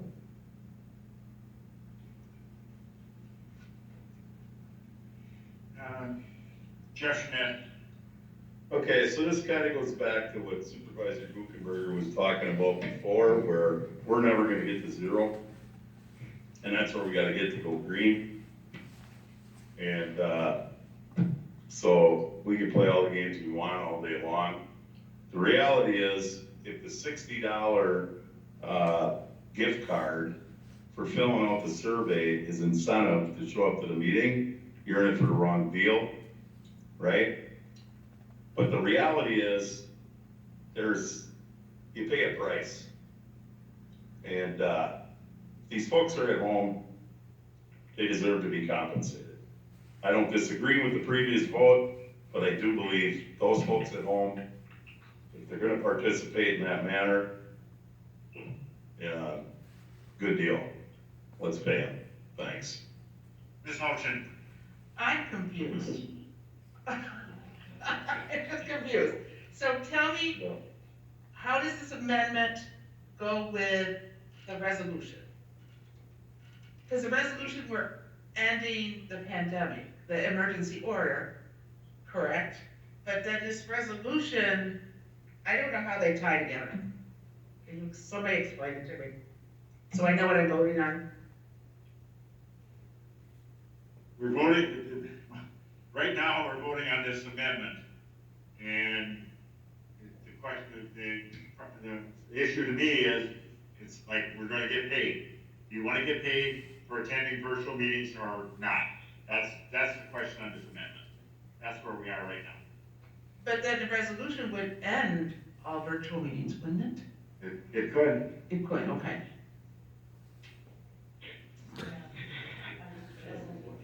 It can't. No, it won't end. Okay, see, that's why I'm confused.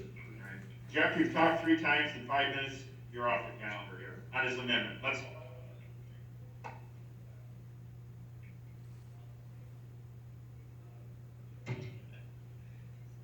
With a sunset clause, as Supervisor Burnett indicated, okay? That's what I'm doing, I'm making a motion to send it back to committee. Wait a minute. Kim? A motion to refer, sorry. Thank you. Wait a minute, we got a motion on the amendment on the floor. And a motion to refer supersedes. Okay. So you take the motion to refer first. Okay. Send it back to the executive committee to study Rule 3. Is that your motion? It's been seconded by Mr. Gutenberger. Mr. Chairman, can I speak on that amendment or that move to table it? It was not a motion to table, it was a motion to refer Sorry. back to committee, that's it. Sorry, I apologize, I said the wrong thing. The motion to refer to committee. May I speak on that? No. Kim, is it debatable? It is. That's what I thought. I'm sorry, did she say yes?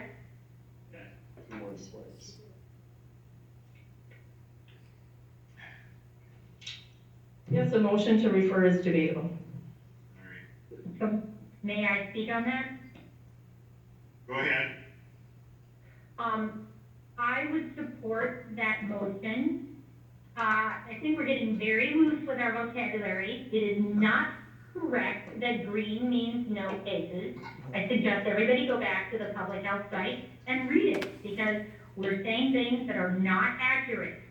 And I think hitting risk level green is absolutely appropriate for an ending date. The committee can look at it, the executive committee can look at it. It is not 0 cases. It means it's on track for containment. That's not where we're at now. And maybe by next month, we'll even already be in the green. So I would be fine, especially since it's You're getting out of order. You're getting out of order. Let's, Mr. Marsick, and then we're gonna. I'm confused, because now we're voting to send the not the resolution, but. The whole thing back. Okay, is that what we're doing? I mean, because we were talking about amendments, so are we sending the amendment back or the resolution back? Committee. That's what I want.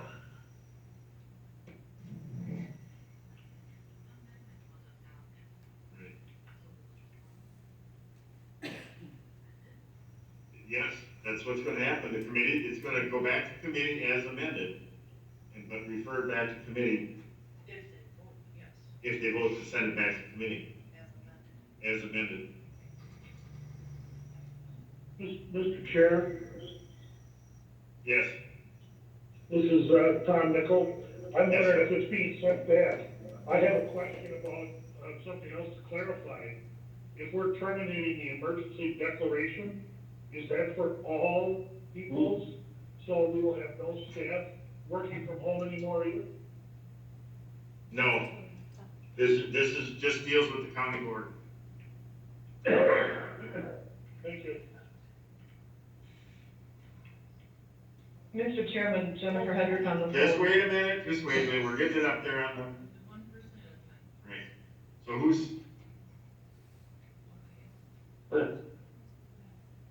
Is something? Yes. All right, so is there someone on the phone that had a comment about as amended resolution is gonna go back to executive committee to study Rule 3 is gonna come out of it? That's the motion on the floor right now.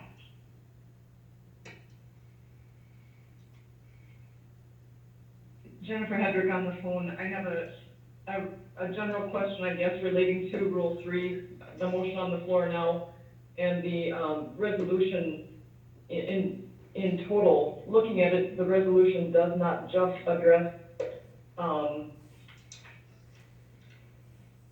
meetings from home. It addresses the emergency declaration in general. Is that correct? Correct. So it seems like we are getting very stuck on one element of this resolution, which is an important element. Please don't misunderstand. But the whole resolution is very important and weighty. So maybe it is worth readdressing in committee to, because of the not severity, but the importance of the resolution in general. Thank you. All right. Any other comments or questions? We're going on the motion to refer back to the executive committee. Any questions or comments? We'll call the question. If you agree to send it back to committee, you vote yes, and if you don't, you vote no.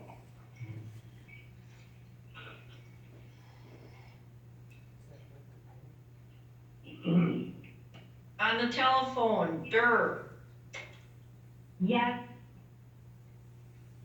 Hedrick, Yes. Molly, Yes. Nickel, Yes. Schroffnagel. Yes. Passed by majority vote of 27-2.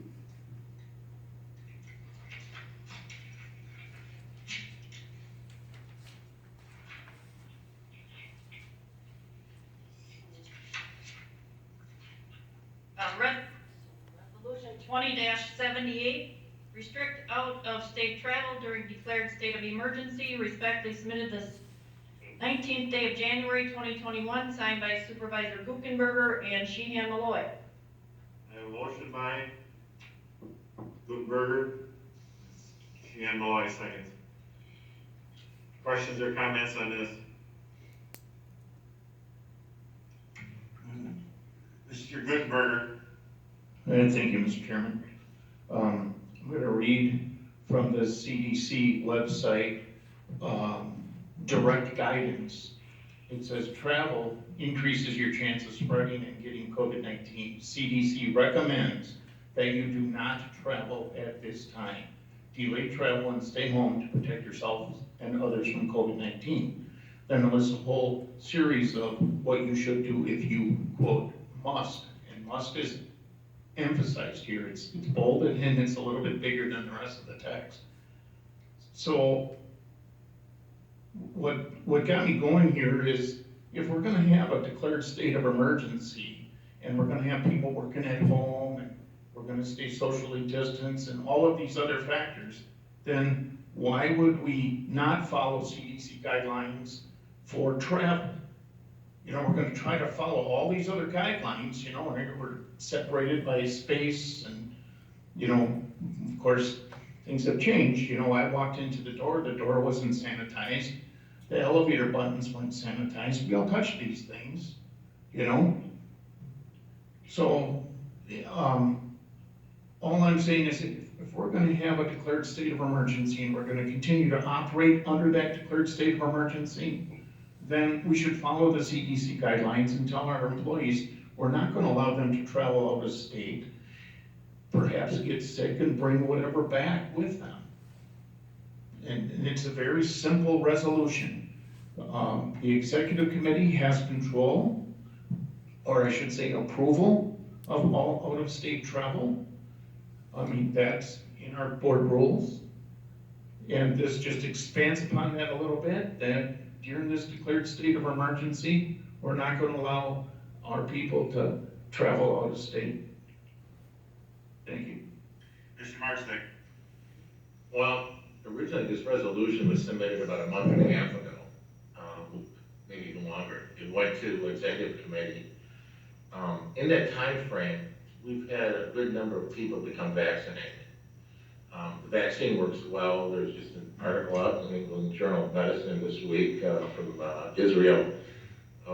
They did 1.2 million people, a huge study, and found that 2 weeks after the second vaccine, you're 94% resistant to COVID infection and almost 100% resistant to serious disease.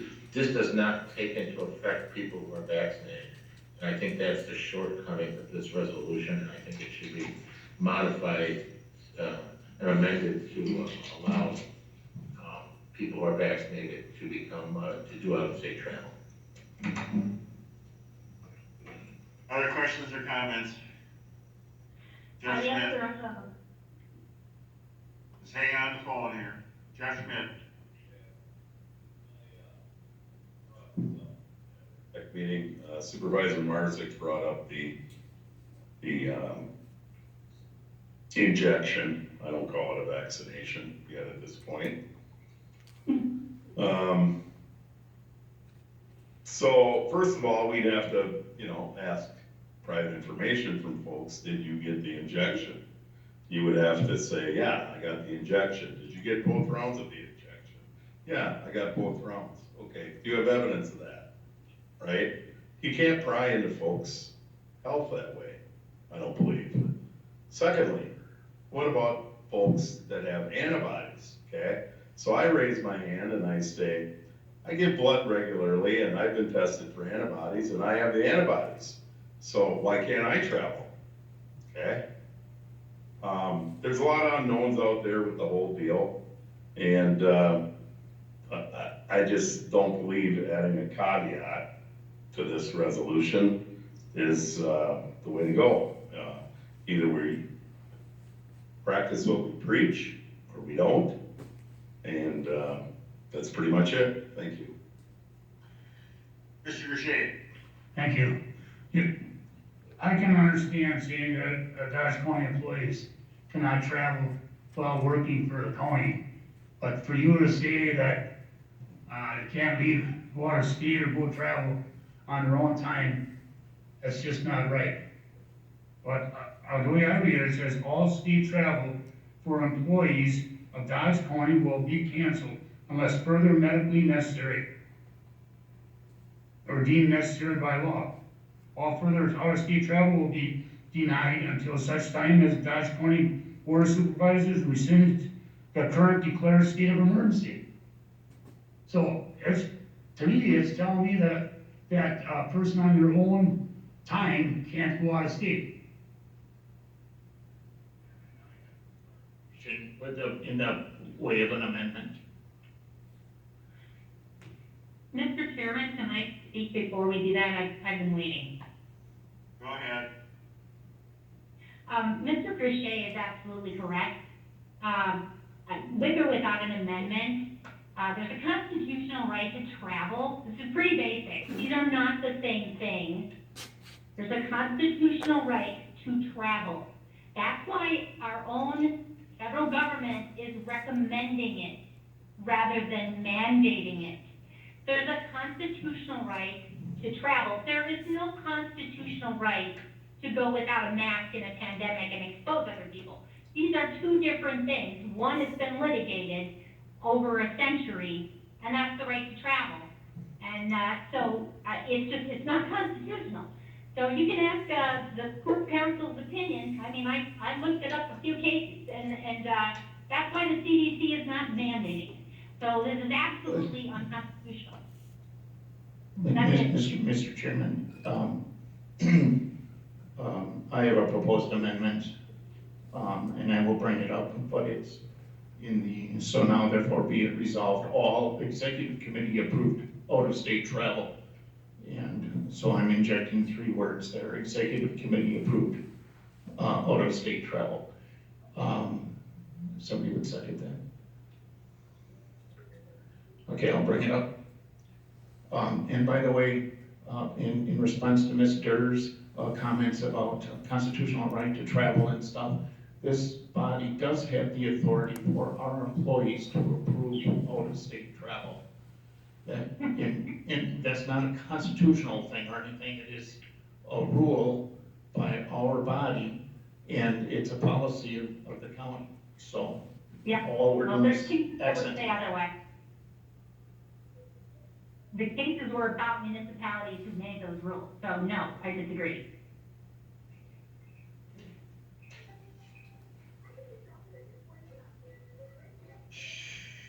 Sheehan Malloy, Thank you. Thank you, Mr. Chairman.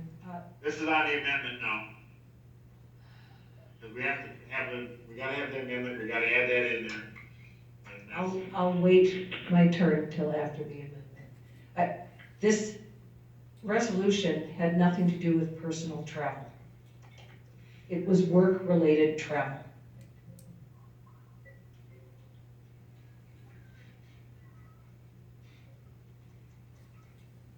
Yeah. No.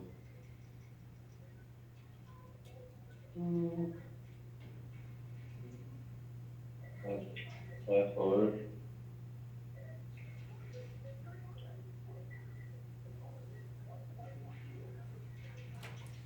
Enough. Enough. You have a comment on the amendment? This Malloy brought up what, is only meant for employees at work. That would have been in the resolution, I wouldn't have a problem with it, but it doesn't. We have the amendment that we're gonna have to take care of here first. Amendment is in the now therefore, the final paragraph. So now therefore be it resolved, all add the words executive committee approved, out of state travel. We're adding the 3 words. After the word all, executive committee approved. By Guckenberger and a second by Sheehan. Questions on the amendment? I have a question on that language. It's saying all executive committee out-of-state travel will be canceled, is that correct? All executive committee approved, out of state travel. Of the employees will be canceled, is that correct? Is that language still the same? No. All he did was add the words executive committee approved in the last paragraph after the word all. Right, so it's still saying it's all will be canceled. The answer is yes, okay. Sheehan Malloy. I'm sorry, Father. May I ask to add another phrase to your 3 words? All executive committee approved work-related out-of-state travel. Would that suffice?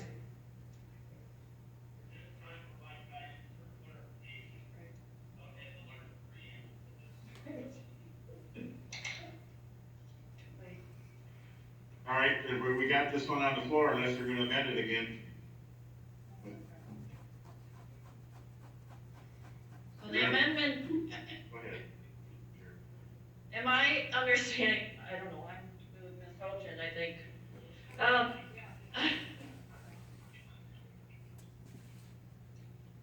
Executive committee approved work-related out-of-state travel. We added the word executive committee approved work-related.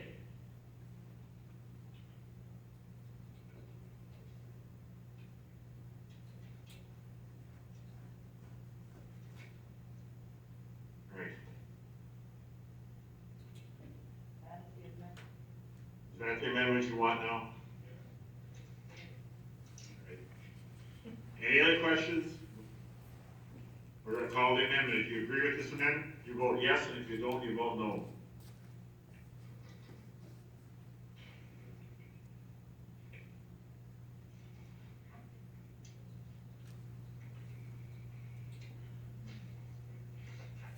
On the telephone, Durr, No. Hedrick, No. Molly, No. Nickel, No. Nagel. No. Passed by a majority vote of 18 to 11 on the amendment.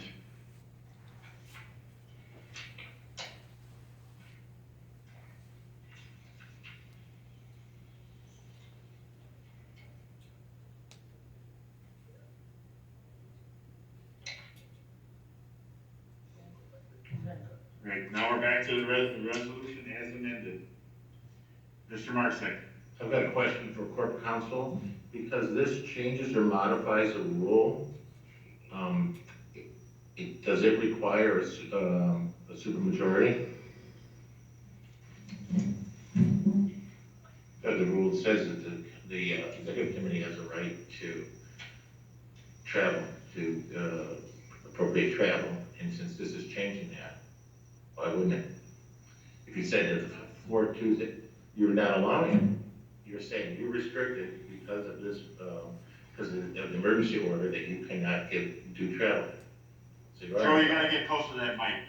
So if you're saying you're restricting the ability of the executive committee to let employees travel, you are modifying that rule.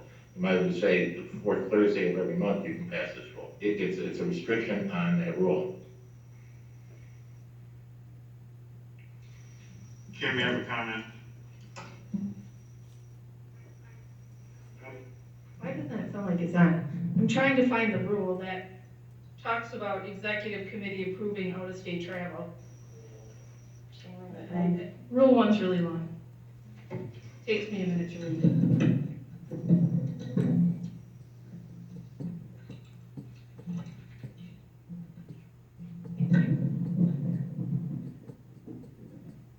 So technically, if you look at the resolve clause, it does take the authority out of the hands of the executive committee in the second part of it, which says that this resolution, all future out-of-state travel will be denied until such time as the Board of Supervisors rescinds the declared emergency. My opinion at this point is that this is going to be a standalone resolution. We're operating under a current declared emergency, and this will go away when the county board rescinds the declared emergency. So it's a temporary alteration to the rule. So to respond to Supervisor Marsick, I would say no. Thank you. Mr. Goodberger. Mr. Goodberger, talk up this way, not to the back. Okay, I mean, just to follow up to Kim, very much like the entire resolution when we passed it a year ago, did a temporary change to our rules. This is doing the exact same thing. It's establishing a little bit of policy around that approval. And again, I want to focus on the reason for bringing this forward. Now, you know, back in January, I tried to bring this forward, and I was told that we didn't have it in time. Again, a little bit of rules, I'd asked for it to be cleaned up, by the way, so I apologize for some typos in the resolution. That all being said, if we're gonna tell the public that we have an emergency and we should follow all of these guidelines from the CDC, then we should follow them. And if we're not going to, then let's tell the public we don't have an emergency. But let's just be consistent. Send a consistent message to the people. That's what I'm trying to do. So. Dennis Schmidt. My turn, Jeff. This resolution here, if we would have passed the prior resolution, would have been thrown out. So actually, I really don't see why we have that resolution. If next month you're gonna come back and try to pass resolution undeclaring, terminating an emergency. We're wasting our time here. I'm sorry, but that's how I feel. Thank you, Mr. Chairman. Jeff Schmidt. Yeah, I apologize, Dennis. First of all, the microphones aren't working very good, and I didn't hear Russ say Dennis as opposed to Jeff. Well, I said Dennis, I know it. I get it, so I'm a little hard of hearing, and I didn't hear it that way, so I apologize for that, Dennis. And you did take the words out of my mouth. Basically, the first paragraph says Dodge County Declaration of Local State of Emergency. So, Well, then why are we talking about this when we should be throwing this because back to the meeting? we haven't, we did not pass resolution That's what's 20-77. To the other one. What's that? If we go back to the other one then, just like the other one. Why? It's independent. It's independent, but it hinges right on that. 2077 preserves an emergency order and has certain expectations, okay? Because this declaration has to have a foundation, which basically implies that we're listening to the federal government, the CDC, and the state, and everybody else, and it's a big emergency, so 2078 says, then let's abide by the emergency. Okay? So you had the opportunity to revoke it with 2077, and you didn't do it, and it's going back to the exec committee, and I really don't have any faith and confidence that it will be resolved there. Okay? Because we've kicked that thing around for months. For months it's been on our agenda. And it's getting kind of sickening to be stacking this stuff like that all the time. We should have terminated this thing a long time ago, in my opinion. So, based on that, I believe we should restrict the out-of-state travel. And I think the amendment is pertinent and passes by a simple majority. Thank you. Jan Lloyd. Thank you, and I have nothing to say after this. First, my head is actually spinning. The same people that just spent at least a half an hour arguing about the declaration of emergency are now arguing that it's not an emergency and people should be traveling. I am incredulous. If we are in a state of emergency, a declared state of emergency, then at the very least, we could follow the CDC. And this is, honestly, it's tragic, it's not comical. The state has restricted travel. There are private companies restricting travel. Either, if it's not an emergency, great, then let's end the declared emergency. If it is an emergency, have some consistency with your policies. Thank you. Any other questions or comments on the amendment? Yes, sir. Go ahead. Two things. One, You gotta speak up. with all the preliminary language, it is still unconstitutional. It takes away all discretion. It just says flat out, no travel. That's one. And number two, everybody here is saying be consistent. Go with the CDC guidelines. Okay, they're not mandatory. Okay, this is not what the CDC is doing. It's kind of like, well, if you're gonna say we have to wear a mask, then we're not gonna let you go out of state. Well, those are two different things. And the CDC itself only recommends people not travel out of state. Frankly, there are people in this meeting choosing not to wear a mask, which transfers the virus. And other people can't control that, and the sheriff doesn't enforce it, that's fine. But when somebody leaves the state, we have no idea if they're washing their hands, if they're 6 feet away, if they're wearing masks. Like there is no absolute reason that they are for sure spreading it. Regardless, the CDC only recommends it, it does not prohibit it. So if Mr. Gusenberger wants, and everybody wants to be consistent, then consistent would not be mandatory. And I would vote against it. Comment on the amendment. Yes, I would like to comment to Supervisor Durr about how it bans all travel. It does not. It specifically states unless medically necessary or deemed necessary by law. Okay? So we had a situation recently where an HHS social worker had to go up to the UP, or not the UP, to Duluth, Minnesota, sorry, for a case that's required by law to do a visit.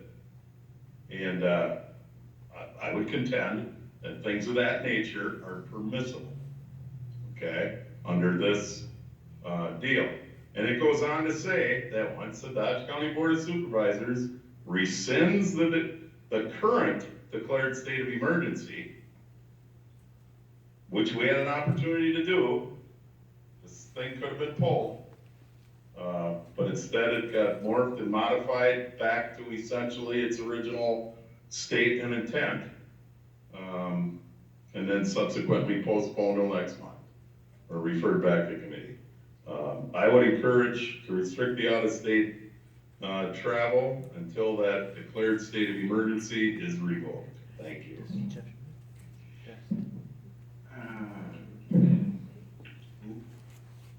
Go ahead, Ken.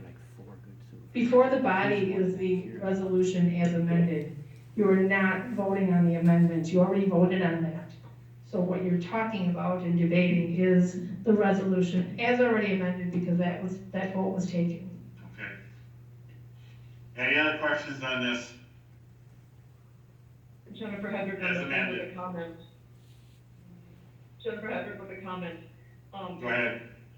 The only challenge I had with this was the lack of it being very clearly worded that this was relating to work-related travel.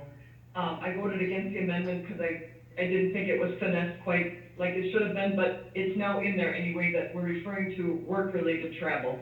And with that, I would then feel comfortable voting for this amendment, or for this resolution. All right. We will call the question. Do you agree with this 2078 as amended? Vote.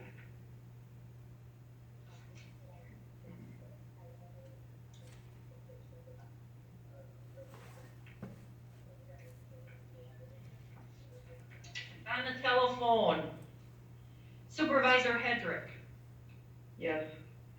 Molly, Yes. Nickel, No. Schroffnagel, Yes. Durr, No. Passed by majority vote of 20 to 9. Resolution 20-79, advisory resolution supporting increased state funding for county child support programs, respectfully submitted the 16th day of March, 2021, signed by the Judicial and Public Protection Committee. The fiscal note, the 66% funding reimbursement rate on expenditures that the county receives will remain the same. The proposal will increase the state's general purchase revenue. If the county keeps at the same level of performance incentives, the county's performance incentive revenue will remain the same as the GPR is increased. If the GPR is increased. If the GPR is not increased, the county's performance incentive revenue will decrease. Finance Committee review date, March 8th, 2021, initial by Finance Committee Chair Supervisor Froelich. Move to accept. Move. Nickel, and a second by Gutenberger. Questions on this resolution? Any questions? Call the question.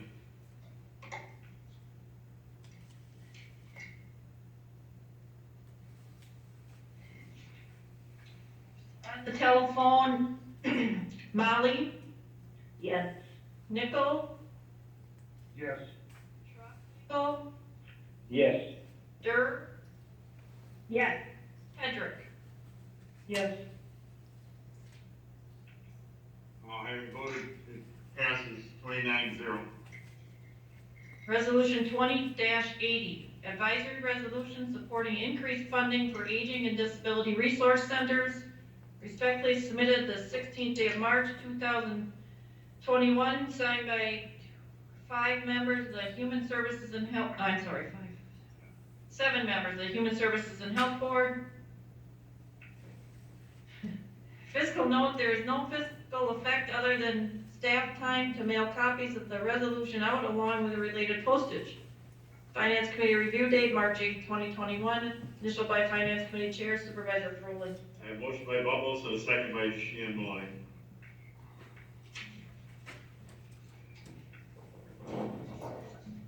Questions on this resolution? Any questions? Call the question.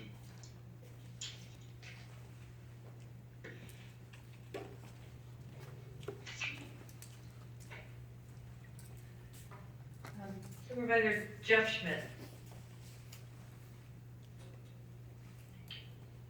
Nickel. Yes. Schroffnagel. Yes. Durr. Yes. Hedrick. Yes. Yes. All I have voted, it passes unanimous.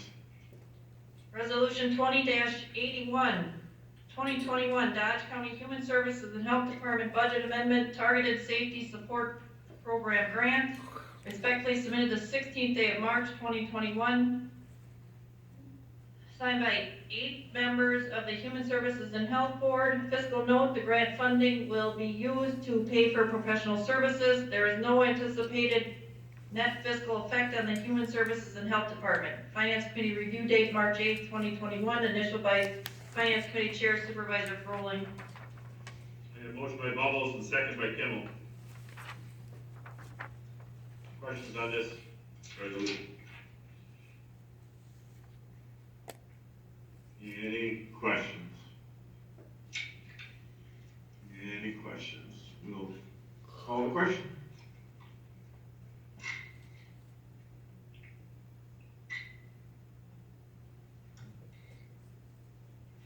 On the phone, Schroffnagel. Yes. Durr. Yes. Hedrick. Yes. Yes. Nickel. Yes. I voted, it passes unanimous. Resolution 20-82, 2021 Dodge County Human Services and Health Department Budget Amendment, Disease Investigation and Contact Tracing Grant, respectfully submitted the 16th day of March 2021, signed by 8 members of the Human Services and Health Board. Fiscal note, the Human Services and Health Department anticipates spending all grant funding during the calendar year 2021. Increased grant revenue is offset by wages, benefits, contracted services, and other expenditures. Finance Committee review date, March 8th, 2021, initialed by Finance Committee Chair Supervisor Froling. I have a motion by Bubbles and second by Kimmel. Questions on this resolution? Ms. Houchin? I had a couple questions. Are there strings attached if we take this grant from the feds or the state? Is the grant coming from the state or from the feds, and are there strings attached? And I wondered about the amount of the grant, since if I read the administrator's letter, or one of them I just read in the packet, they might only be testing for a while, till the end of May, and then they're going to reevaluate. So I wondered why we needed this size of a grant. Go ahead, Jim. Thank you. And Director Becky Bell, I believe, is on the phone as well, but I'll take your second question first. Supervisor Houchin, the testing site at Beaver Dam is staffed by the National Guard. It's state funded, it's not county funded because of the National Guard. And back to your first question, the grant has already been signed, and it's a reimbursement grant. There has to be expenditures first, and then it's a reimbursement similar to a prior grant which amended the budget in late 2020. And are there strings attached if we take the money? The money's already been appropriated, and it is coming from the state of Wisconsin, and Dodge County is an arm of the state of Wisconsin, and Dodge County Human Services does provide the contact tracing and so forth basically on behalf of the state of Wisconsin. So but again, it's reimbursement of actual expenditures for that type of service provided.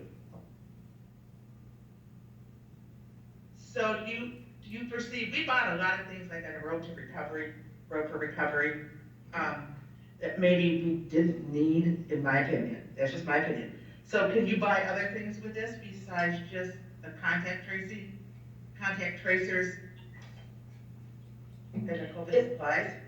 If I may, Jim, Yes, please, Becky. this is for the sole purpose of contact tracing efforts.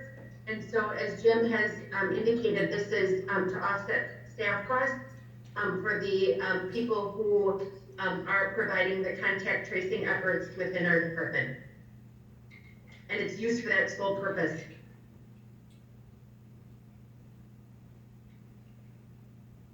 And I should point out too that the current plan is to extend the county-supported contact tracing at least through June of 2021. I mean, that's subject to change, but that's the current thinking at this time. On the back of the resolution is that chart that shows where all the money went.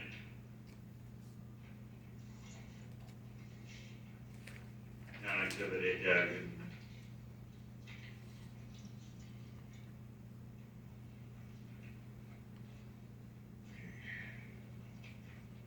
Jeff Schmidt.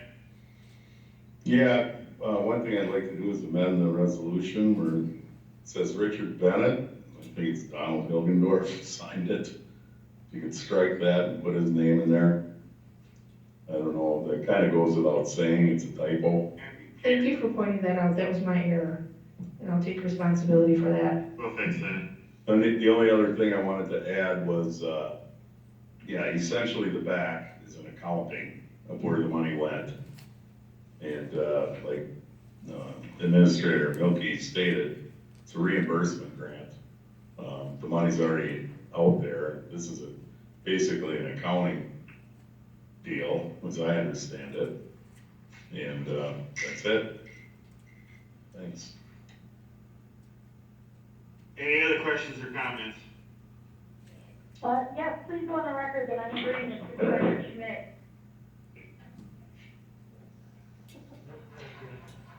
All right. All right. Any other questions? We're going to call the question.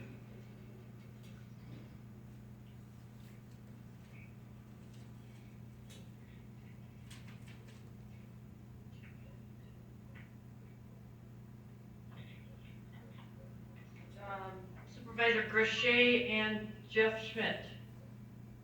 And Supervisor Belk. On the telephone, Supervisor Molly. Yes. Yes. Schroffnagel, Yes. Durr, Yes. Kendrick. Yes. All I voted, it passes 28-1. Resolution 20-83, resolution adopting the Dodge County Carry Forward Funds Policy, respectfully submitted the 16th day of March 2021, signed by the Finance Committee. I have a motion by Trolling and a second by Payne. Questions on this resolution?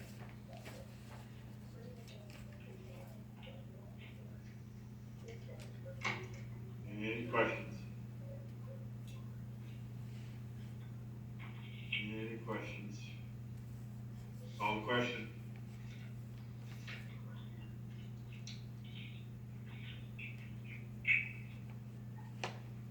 On the telephone, Nickel, Yes. Schroffnagel, Yes. Durr, Yes. Kendrick, Yes. Molly. Yes. All I voted, it passes unanimous. Resolution 20-84, transfer from general fund to 2020 year-end department deficits, all of which is respectfully submitted the 16th day of March 2021. Signed by the Finance Committee, the fiscal note, state aid for child support was budgeted at 103% of expenditures rather than 66% plus performance awards. The county's unassigned general fund balance is anticipated to increase by approximately $0.9 million as a result of 2020 operations. Finance Committee review date March 8, 2021, initial by Finance Committee Chairman Froling, and I want to point out the vote required on this resolution is 2/3 elect, not 2/3 present. I have a motion by Froling and a second by Burchett.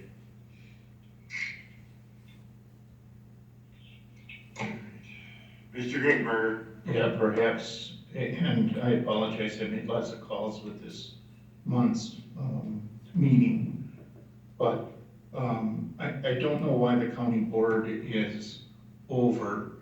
I did participate in the last exec committee meeting, and I don't recall any discussion on there, but maybe I wasn't tuning in. So maybe a brief as to why that's over for the end of the year, especially in light of the fact that we didn't do the WAS, the county association meeting. You have a comment, Mr.? Go ahead. I've lost it. Not a problem. The county board budget included 32,000 of allocation of per diems. That should not have been included, so that 32,000 revenues never occurred. Oh, thank you. Ms. Motion. Thank you. As I look at this and I see this amount of money, I want to know how we're doing this year and if something's being done so that these are checked on, that this doesn't happen and recur year after year. I'd really like to see the committees get an update. I know I've talked to the administrator about maybe quarterly getting an update so we know where each group stands and we know if they're over, if they're making their budget or not. Because this is a lot of money to not have done. Thank you.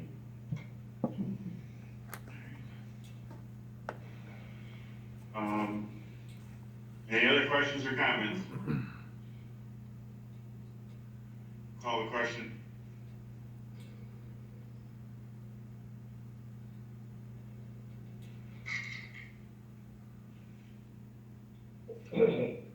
On the telephone, Supervisor Schroffnagel. Yes. Durr. Yes. Kendrick. Yes. Molly. Yes. Nickel. Yes. I'll have it voted that passes unanimously.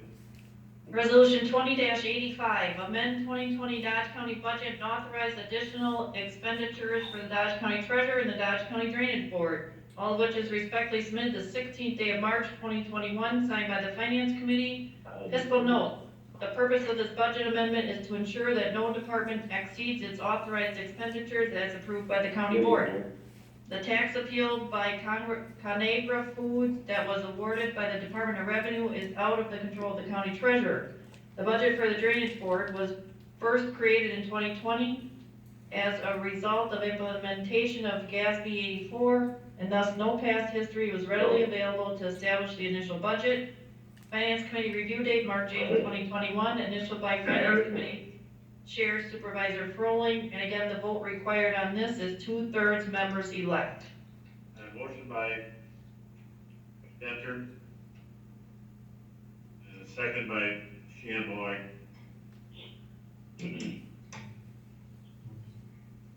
Jeff Schmidt. I just want to make a clarification as the chair of the Dodge County Drainage Board.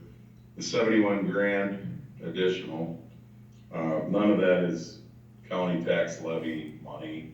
Those monies are generated by special assessment against benefited acres in designated drainage districts within the county.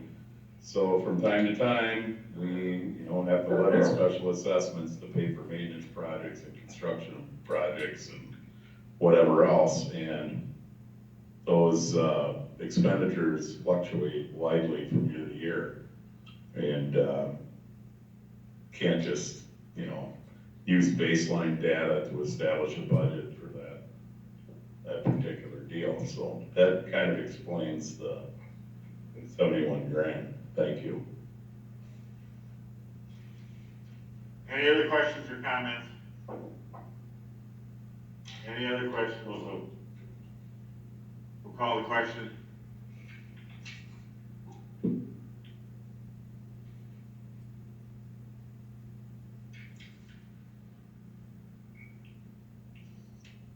On the telephone, Supervisor Durr, Yes. Hedrick, Yes. Molly, Yes. Nickel, Yes. Schroffnagel. Yes. All having voted, it passes unanimously. Resolution 20-86, authorizing the replacement of the communication center radio dispatch consoles. Respectfully submit the 16th day of March 2021, signed by the Judicial and Public Protection Committee. Fiscal note, the 2021 adopted budget and sales tax includes $435,000 for replacement of the dispatch console, along with $15,000 for related Ethernet wiring upgrades. The Sheriff's Office expenditure is budgeted in Division 2046 Radio Communications, account 100-2020-2046-586000, Capital Machinery. Finance Committee review date, March 8, 2021, initialed by Finance Committee Chair Supervisor Froehlich. And motion by Yark. Go ahead, Tom. Second nickel. All right. Motion was made by Del Yark, second by Nickel. Questions on this? Questions on this resolution? Any questions? Call the question.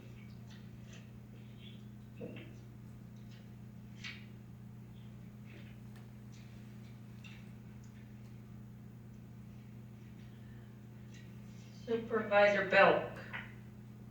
On the telephone, Supervisor Molly, Yes. Nickel, Yes. Nagel, Yes. Durr, Yes. Hedrick. Yes. All right, voted, passes unanimously. Resolution 20-87, resolution to carry over funds from budget year 2020 to budget year 2021 for the same purpose, all of which is respectfully submitted the 16th day of March 2021, signed by the Finance Committee. Fiscal note, sufficient funds are available in the unassigned general fund to allow for these carryover requests. The Finance Committee is anticipated to review the draft finance fund. The Finance Committee is anticipated to review the draft fund balance policy at its May 2021 meeting. Finance Committee review date March 8, 2021, initial by Supervisor Froehlich, Chair of the Finance Committee. I have a motion by Rowling, a second by Kane. Questions on this? Mr. Gutenberger. Thank you, Mr. Chairman. I note with interest lines 21 and 22 say specifically, receive a recommendation from the Committee of Jurisdiction of each department that has made a request. I have firsthand knowledge that JPP did not discuss any of these carryover requests. I listened to the exec committee, the last two of them, so I participated telephonically, and I know that they did not discuss them. So I'm gonna make a motion to send, and I don't know about the others, I haven't checked the agendas to see if any of the other committees of jurisdiction actually reviewed any of these carryover requests. So I'm gonna make a motion to send this resolution back to each of the committees of jurisdiction and bring it forward at the next meeting.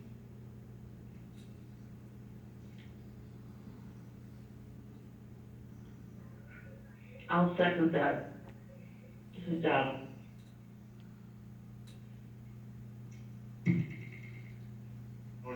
second to refer back. Mr. Crowley. I was going to make a different amendment, so. Okay. Director. Adding the sheriff department, those items for the sheriff department are either required by statute, grant restriction, or donor restrictions. I can't say for certain if it was at the meeting or not. And I will just put a plug in that if you delay this, you are delaying the year-end process by 1 month.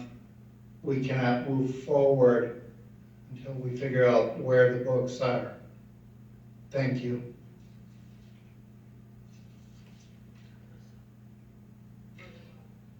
Mr. Goodberg. Yeah, I guess, I don't understand why these things weren't done. If you knew that they had to come forward and the committees of jurisdiction had to look at these things, why weren't they presented? Now, you brought up the sheriffs, but, you know, I question, what about this library? What about HR? What about sheriff's office, land resources and parks, county treasurer, okay, corporation council, Clearview, physical facilities, all of these things? Have they all reviewed them other than the mandatory ones? Sir, I can't answer that question, but I can tell you that the documentation indicates why. You cited the library system. The library is a non-county-wide levy. Therefore, I cannot have the funds lapse to the general fund. It becomes a restricted access for it. Each of the departments provided the documentation. I'm sitting here next to Bill. We beefed up his narrative quite a bit in it. If, like I said, if you don't want to approve it tonight, return it to committee. I'm going to have to tell the auditors that we're going to be a month late on our financial statement. Thank you.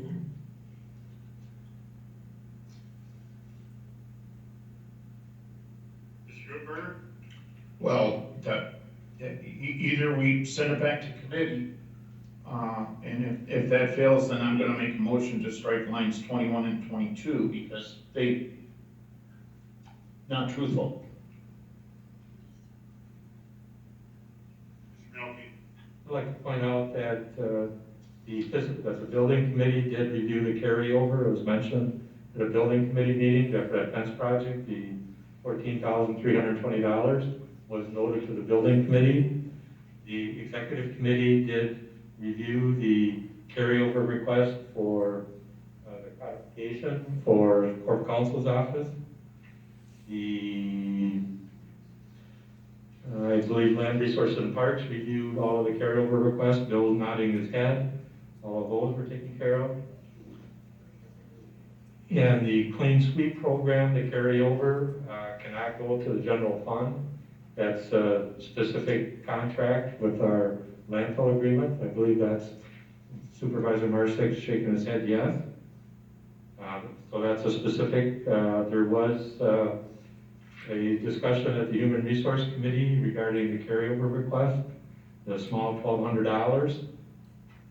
As Finance Director Ellinger had noted about the Sheriff's Office, the requirements there. The library system typically meets once per year for the $1,704. So I think looking at Exhibit A, page 1, there's an explanation there for the library and clean sweep. The jail assessment fund is restricted. The Sheriff's Office, the Finance Director reviewed. Exhibit A, page 3, Human Resource Committee have been involved. I'm not sure about the Extension Committee, perhaps Supervisor Bale. The Exhibit A, page 5 has been taken care of.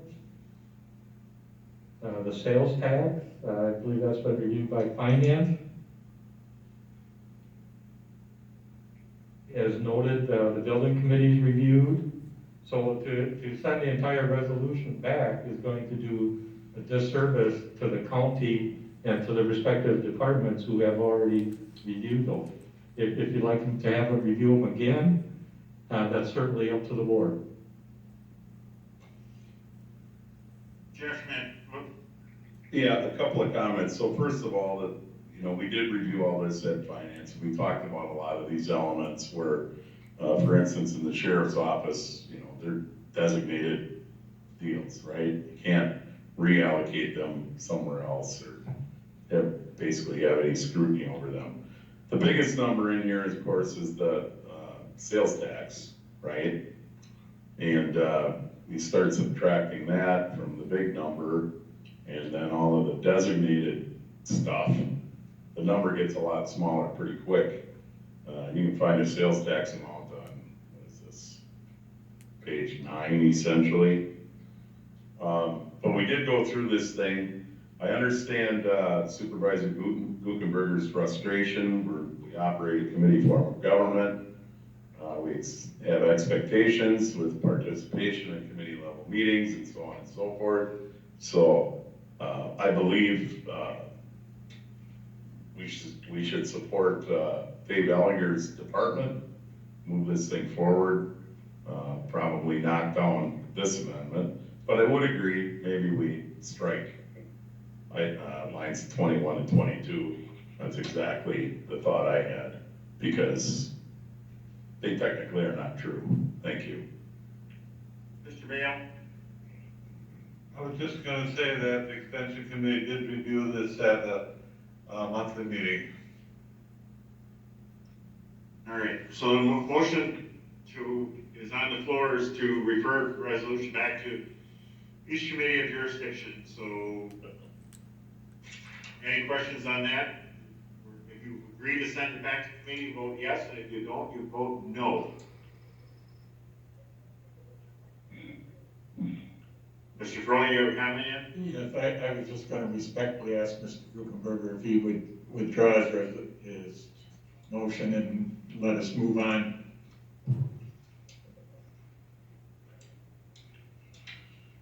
I would be happy to do that. I think the disservice is to people like me who want to participate in these committee levels. And when I participate in a committee meeting and I come to read a resolution and it says we've received a recommendation from the committee, and I was there and I participated and it didn't happen. So, I'm just casually looking at some of the minutes, or excuse me, the agendas for some of these other minutes or other meetings. I don't have time to chase all these down. I assume that, you've had your meetings and they're properly agended. But I would be happy to remove it if we also, then I would back off my motion. I don't know who seconded it. No.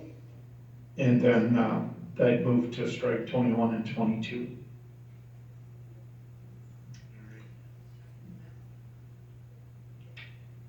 So now the motion is to strike. Matter of fact, I'm just gonna withdraw everything. I made a motion. I'm gonna take it back, which I can do before you make any statement. So, thank you.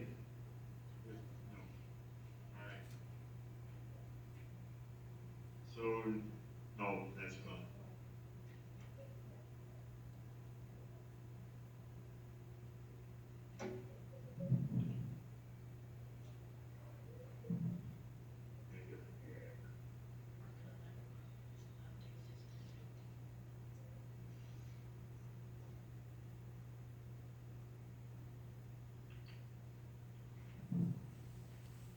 All right, now we're back to 2087 as is.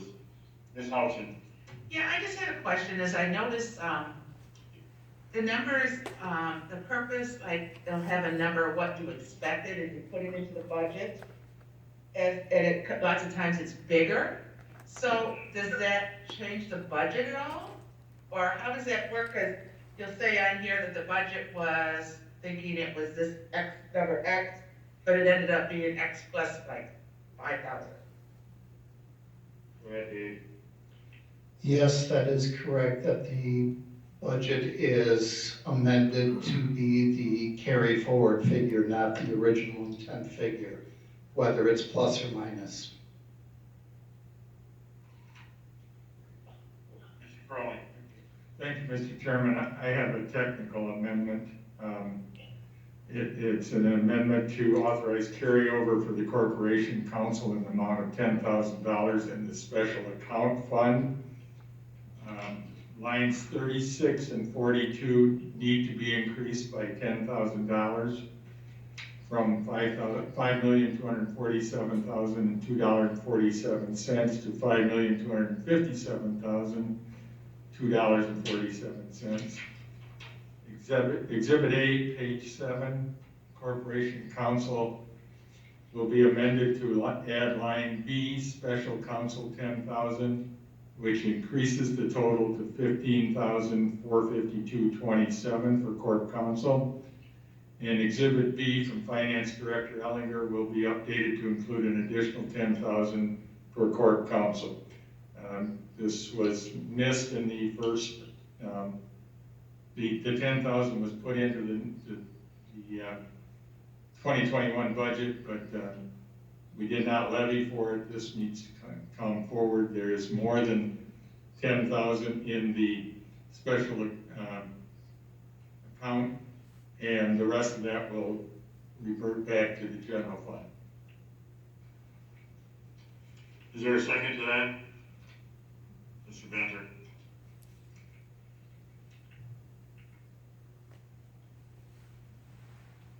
All right. Jeff Schmidt on this amendment. Nothing on this amendment, I had something else. Okay, we're on the amendment now.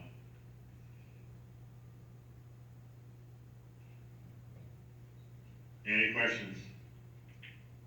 Any questions? All on the amendment. If you agree with the amendment, you vote yes, and if you don't, you vote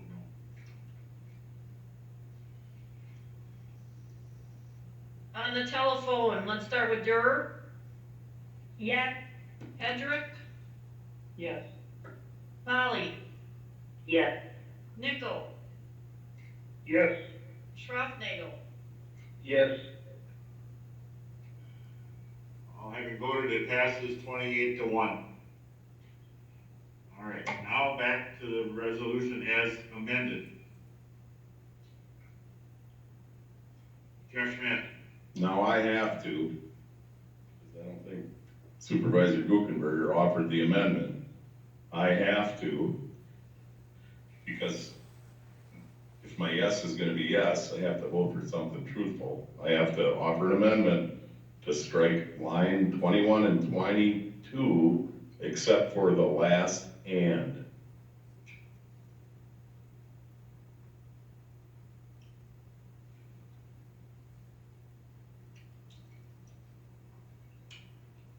Is there a second to that? Second by Crowley.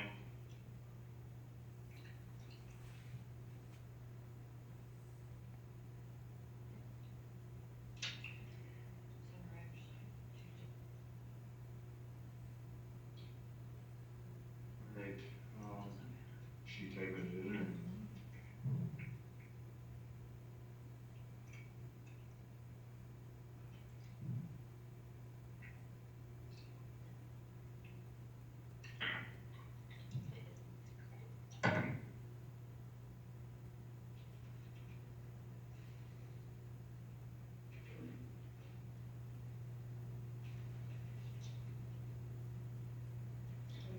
One and 22 except the last and.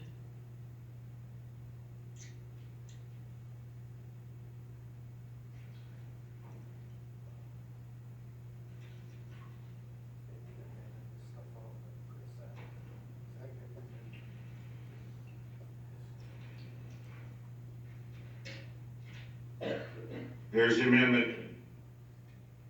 To strike lines 21 and 22 except for the last and. Any questions on the amendment? Any questions? Call the question. If you agree with that, you vote yes, and if you don't, you vote no.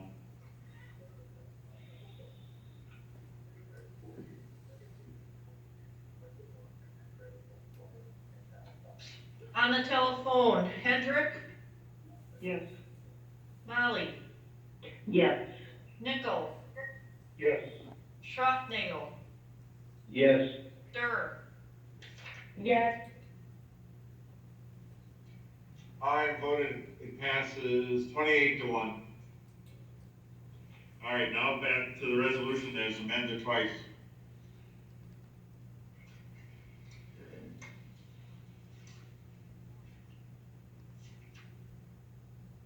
All right. Any questions on the resolution now as amended twice?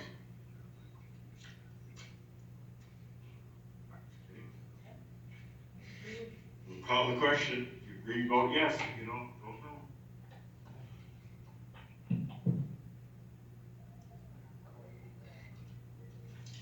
On the telephone, Durr, Yes. Hendrick, Yes. Molly, Yes. Nickel, Yes. Schroffnagel, Yes. All having voted, it passes 27-2. Resolution 20-88, resolution terminating partnership agreement between Dodge County, the Jefferson County Economic Development Consortium, and Glacial Heritage Development Partnership, Thrive ED, respectfully submitted the 9th day of March 2021, signed by Supervisor Jeffrey Schmidt. Do I have a motion by Jeff Schmidt? And a second by Gutenberger. Questions or comments on this one? Here's Jeff Schmidt. Yeah, I respectfully at this hour make a motion to postpone this until next month.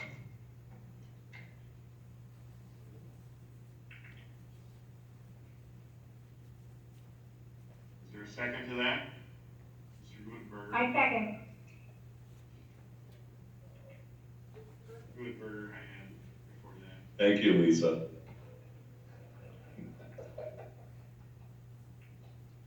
All right.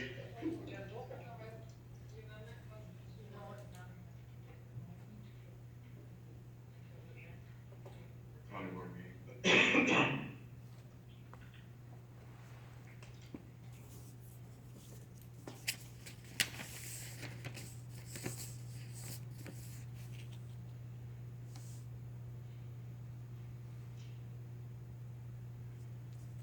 Mr. Bulk, your comment is about, not about the,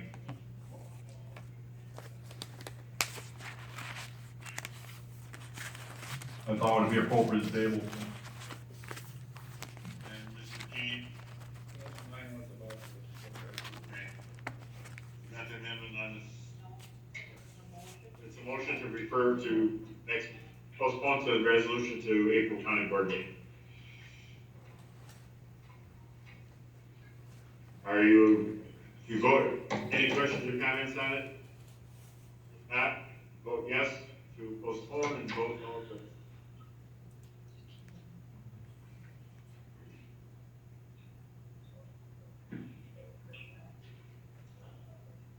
On the telephone, Supervisor Hendrick, Yes. Molly, Yes. Nickel, Yes. Schroffnagel, Yes. Durr. Yes. All having voted, it passes unanimously. Report on file, Report 1, Annual County Board Appointed Officials Compensation and Mileage Expenditures, respectfully submitted the 16th day of March 2021, signed by 3 members of the Audit Committee. We'll place that on file. What do you have on the desk, Karen? On the desk tonight, annual reports from Land Resources and Parks, Extension, University of Wisconsin-Madison, Dodge County Veteran Service Office, Register of Deeds, County Clerk, Land and Water Conservation Department, Human Services and Health Department, a weekly COVID report from the Public Health Department, and Forward Analytics. Place them on file. Mr. Crowley. Thank you, Mr. Chairman. I move to adjourn to Tuesday, April 20th at 9 a.m. Second by Dennis Smith. Day meeting, 9 a.m. 9 a.m. 9 a.m. All in favor, say aye. Aye. Against? Ayes have it, we're done. Goodbye on the phone. Thank you, Karen. Going to bed now. Bye. Bye, Karen, thank you. Lisa Dirk. Bye. Is now exiting. 9 a.m. Down, Molly. Is now exiting. Jennifer Hendrick. Is now exiting.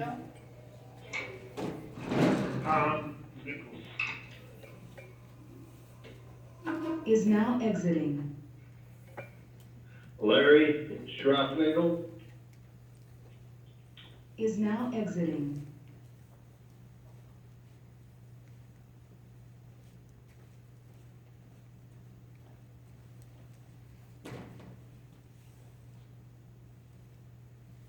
Guess we are now exiting. I think it's about time. Oh, God.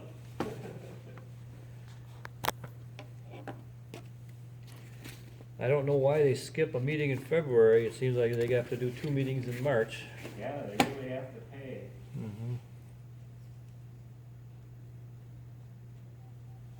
So what did you come away with tonight? Well, a whole lot of time in my life that I'll never get back. I don't know. Yeah, a lot of talk. That's true. That's true. I guess that keeps the paper going. I should be happy.